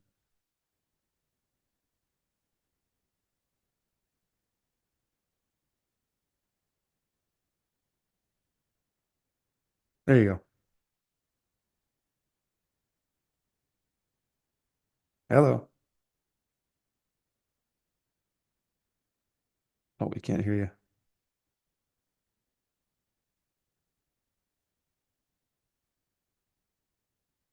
Oh, no, there you go. You click the mute button there. I should be able to hear you, but I don't. Sometimes sometimes if it's not working, you have to jump out of the space and come back in. And if you do that, I'll let you in right away. Yeah, I can't hear you there, Abby. You might have to just leave the space and then come back in. Sometimes that's what you have to do. And if you do that, I'll put you to the front of the line. Yeah. Yeah, you might have to just leave the space and come back. Great callers tonight. Wow. Good stream too. Lots of people in here the whole way through. This is awesome, you guys. I might take Abby, if you want to just jump out and jump back in, I can take you. Can you guys hear me okay in the space? Here, I'm gonna let take Abby. I'm gonna remove you from speakers. I would encourage you to just jump out and then jump back in, and then I'll let you pop in. But I'm gonna add Dan in here in the meantime. There you go, Dan. Hit that microphone button on the bottom left. Yeah. There it is. Yeah, I just want to add something to the caller from Portland. I've had the same experience out here in Northern California with compost. Okay. And what I've learned is, bro, you gotta make it yourself. Yeah. Unfortunately, I mean, I think last fall I went to 3 different compost manufacturers within 60 miles of my place, and I tested them all, set up, seed start kits, and they all failed. Like Wow. they're awful. It's garbage. And yeah, I mean, and this is high quality stuff. This is stuff that didn't have plastics in it. But even saying that, it's I don't know what it is. If it's just a volume thing, they're just trying to get it out. There's a government program out here to get farmers to take compost on their property, so they produce it as fast and quick as they possibly can. It's black. It's dead. It smells gross. Yeah. It's nasty. Yeah. So I've been turned off by it as an organic farmer, and I've got some Johnson Sioux bioreactors going. Nice. That's what I'm gonna do. But I unfortunately, like, I don't. Yeah, I don't. I wish I could say, hey, this is a company, go to, check them out. They're great. And they're like, West, but there's nothing like that. Yeah. Yeah. Yeah, dude. Yeah. Thank you so much. Yeah, right on. So, Abby, I responded to your message there, but yeah, you have to use your phone. That's the deal with these Twitter Spaces. It's kind of lame. I'd rather do this on my computer. It's kind of weird doing these two things at once. At the same time, it's kind of letting me do the two streams separately, which kind of seems to be working. I might have to have a different software otherwise. But yeah, if you well, we can try it again, Abby. I'll let you in. You can try.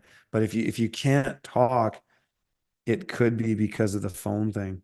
But try to unmute yourself again there, and happy to have you on. Yeah, it's why it doesn't. I think when I did my first Twitter Space, I was trying to do it on the computer too, and then it just wasn't working. So if you have a phone, you can try that, but if not, it just won't work, unfortunately. Well, hey folks, this has been a real slice, but yeah, we're going on 3 hours here, and I think that's all I got it in me for tonight. But this has been really fun, and I'm not gonna do one next week. I'm gonna take a break, so there'll be no stream for the 3rd. That's January 3rd.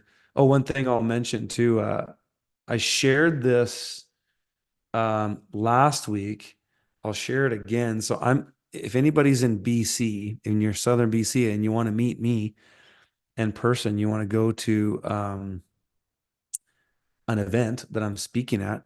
I'm speaking at this, no promises on how this event's going to go. I don't know much about it, but I've been invited to speak at this Synergy Festival, it's called. And it's in the Christian Valley. I guess technically it's in Westbridge, the area. And so they've got me, the headliner, the urban gardener. I don't know who told them to bill me as that, but that's what's on there. So I'll be there on Sunday, New Year's Eve. I'll be there, and there's a few other speakers, and it's kind of, I talk for a living, so it isn't hard for me to get up and just talk. I usually tell people, we'll ask, what do you want me to talk about? And how long do you want me to talk? And I can just go, as you can see. So I'm going to be riffing on something, but they're all truthers at this thing.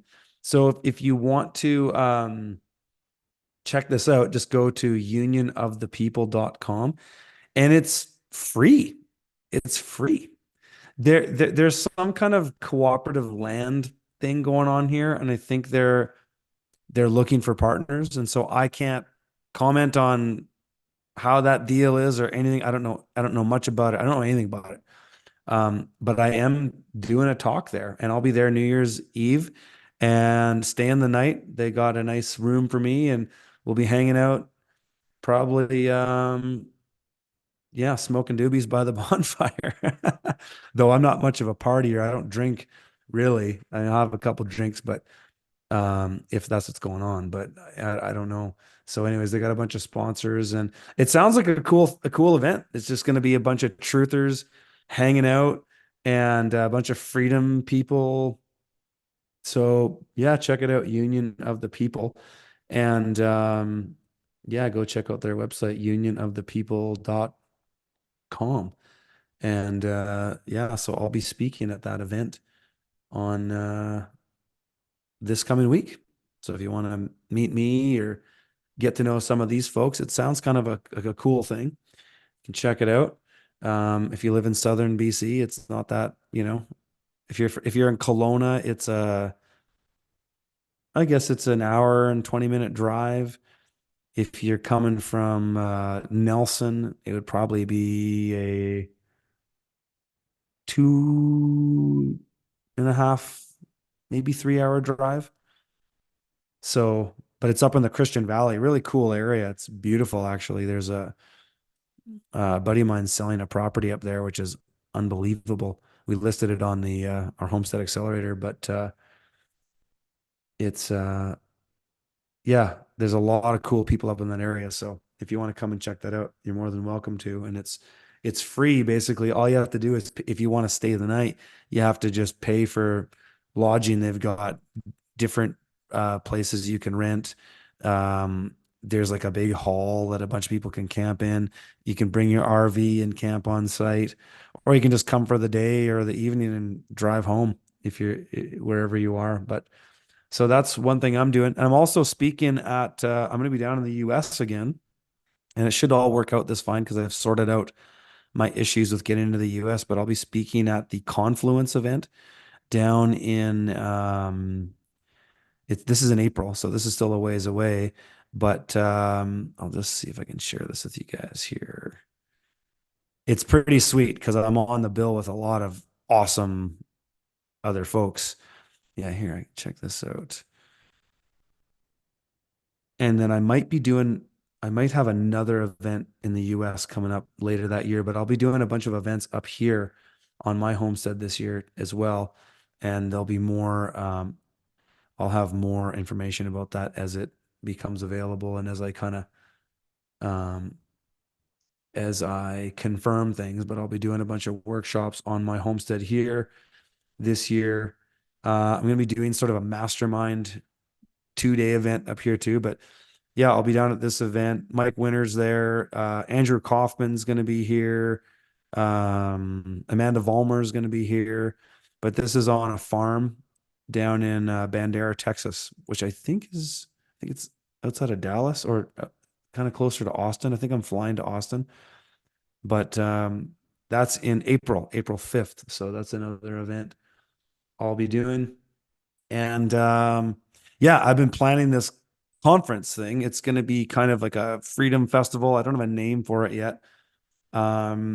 But there's going to be a bunch of speakers. It's going to be kind of a 2.5-day event. It'll be you kind of show up on a Friday afternoon, evening, and then Saturday, Sunday.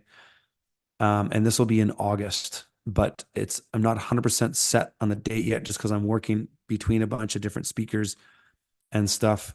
But it's going to be like a solutions-based Liberty conference. So it's not really going to be a truther thing. Like we're not going to sit here and talk about how the New World Order is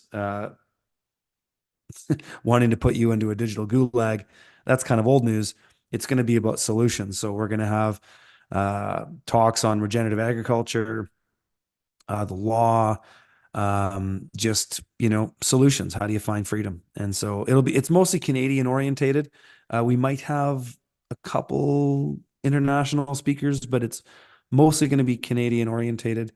Don't want to drop any names yet, just because I want to make sure that I have all my ducks in a row before I publicize anything. But that's going to be in August, so it'll be mid to late August.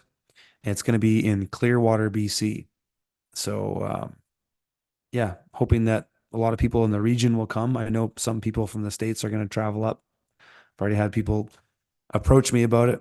But that's going to be happening. And then, yeah, I'm going to be doing 4 different events on my homestead this year, June, July, August, and September. I'll be doing the same event 4 times. It'll just be this one event will be basically a tour of my homestead and just kind of hanging out for half a day. And then we're gonna go have dinner at like a nearby restaurant in the area, or we might just do it here, something like that. We'll have options for childcare too. My wife will do sort of like an unschooling thing if people want to bring their kids. That'll be, I'll have information about that coming out in the new year. And then I'm going to be doing 2 different mastermind events that will be basically like total gravy, just total gravy, whatever. Mostly probably looking at stuff in the law, but just solutions, how do you deal with this? How do you deal with that? I'm willing to talk about things like that privately. I'll probably have people sign a waiver. I'll probably have people sign a non-disclosure agreement too. And for that event, I'm going to you'll have to apply, because I honestly I don't want to do that kind of thing to just have anybody show up. It'll be fairly priced accordingly too, that it won't be the kind of thing that just anybody's going to want to come to. But I've had so many people reach out to me over the years about doing something like that I finally decided to do it. And yeah, I'm going to be opening up my homestead to people to some degree. I'm okay with that. But you're going to I'll have to sort of assess if you're going to be the right person to come or not. So I'm not just going to let anybody come here. And so, but that's going to happen. That one I'm going to be doing in, I think, June and August. But again, I'll have more information about that coming up soon. And if people I'm doing consulting again this winter, and if people want to reach out to me regarding that, just go to the urbanfarmer.co, and then you can go on the contact form there and just email me. And I'm doing consulting more and more these days. I'm enjoying it. It's great. It's fun to help people solve problems, and it's cool doing these calls too. I really enjoy these spaces. It's cool having people call in, and it's nice to be helpful for people. And you know what? One thing I've also realized with even doing sort of mastermind groups, because the 2 events that I want to do this summer are mastermind events, and I've done these. I've been a participant in mastermind events for a number of years. And one thing that is super cool doing these kinds of things, and the numbers will be limited, like it'd be 20 people tops, is it's great to have somebody help you solve your problems, but it also is really great to be a fly on a wall to hear other people's problems and then have somebody else brainstorm solutions for those problems. I used to do some events down south, and we did these sort of mastermind groups with limited numbers, and I found it so helpful. Just based on what the members, the people who showed up would tell me, is that how valuable it was for them to listen to other people talk about their issue and then go through a process to help solve that. That's super, super helpful. So that's something I'm really looking forward to. But yeah, so again, folks, if you B2, yes, I did fix the consulting contact form on the website. If you contact me through there, I will get the email. I sorted that out. So my apologies if I missed yours. But I went back, I found all the old emails, and I reached out to people. So I'm surprised I didn't get to you. But if you go on there, I will get the email. We did fix that problem. So my apologies again. But yeah, what was the last thing I was going to say is yeah. So again, if you're a FromTheField.tv member and you want to know about what's going on with the platform, check your email, check your spam folder, and attend the webinar that we're doing tomorrow at 5. And we're going to lay out how it's all going to work. It's going to be better for you, I promise. There's going to be more offered, and we're just kind of changing what we're doing to make things better, make things more lean, and ultimately more effective, and deliver more value for our customers. So that's happening tomorrow. And yeah, I'm going to leave it there tonight, folks. This has been a lot of fun. Thanks for people who called in. Love doing these calls. And how do you guys find on the YouTube end? How do you guys find the spaces interacting? How are these calls? Let me know in the comments. I'll see them even after I end this, but I'm curious what your guys' thoughts are on that. I think it's kind of cool. I find that this is bringing a new element to doing this, and I kind of just thought about it last minute. When I started this, I was doing the streams, and then I'd go do the space. But to do them both at the same time is great for me because I can stack functions, do the same thing at once. But then it's kind of cool to interact and have a bit of crossover. So I'm just hoping that it's working for people, and I'm curious what your thoughts are. But thanks a lot for showing up tonight, folks. Again, there won't be a stream or space next week, but I will get. I am going to continue doing these Wednesday spaces and streams going forward. But I'm going to take the January 3rd off, and but then after that, we'll carry on and. As we have been, I'm doing at least for the winter. I can maintain doing these once a week. We'll see how that goes going into the growing season and whatnot. But folks, it's been a slice. Really enjoy this. Hope you guys are as well. Smash the like if you do. Let me know. Share the content and follow me on Twitter if you're watching on YouTube at Off Grid Stone. And yeah.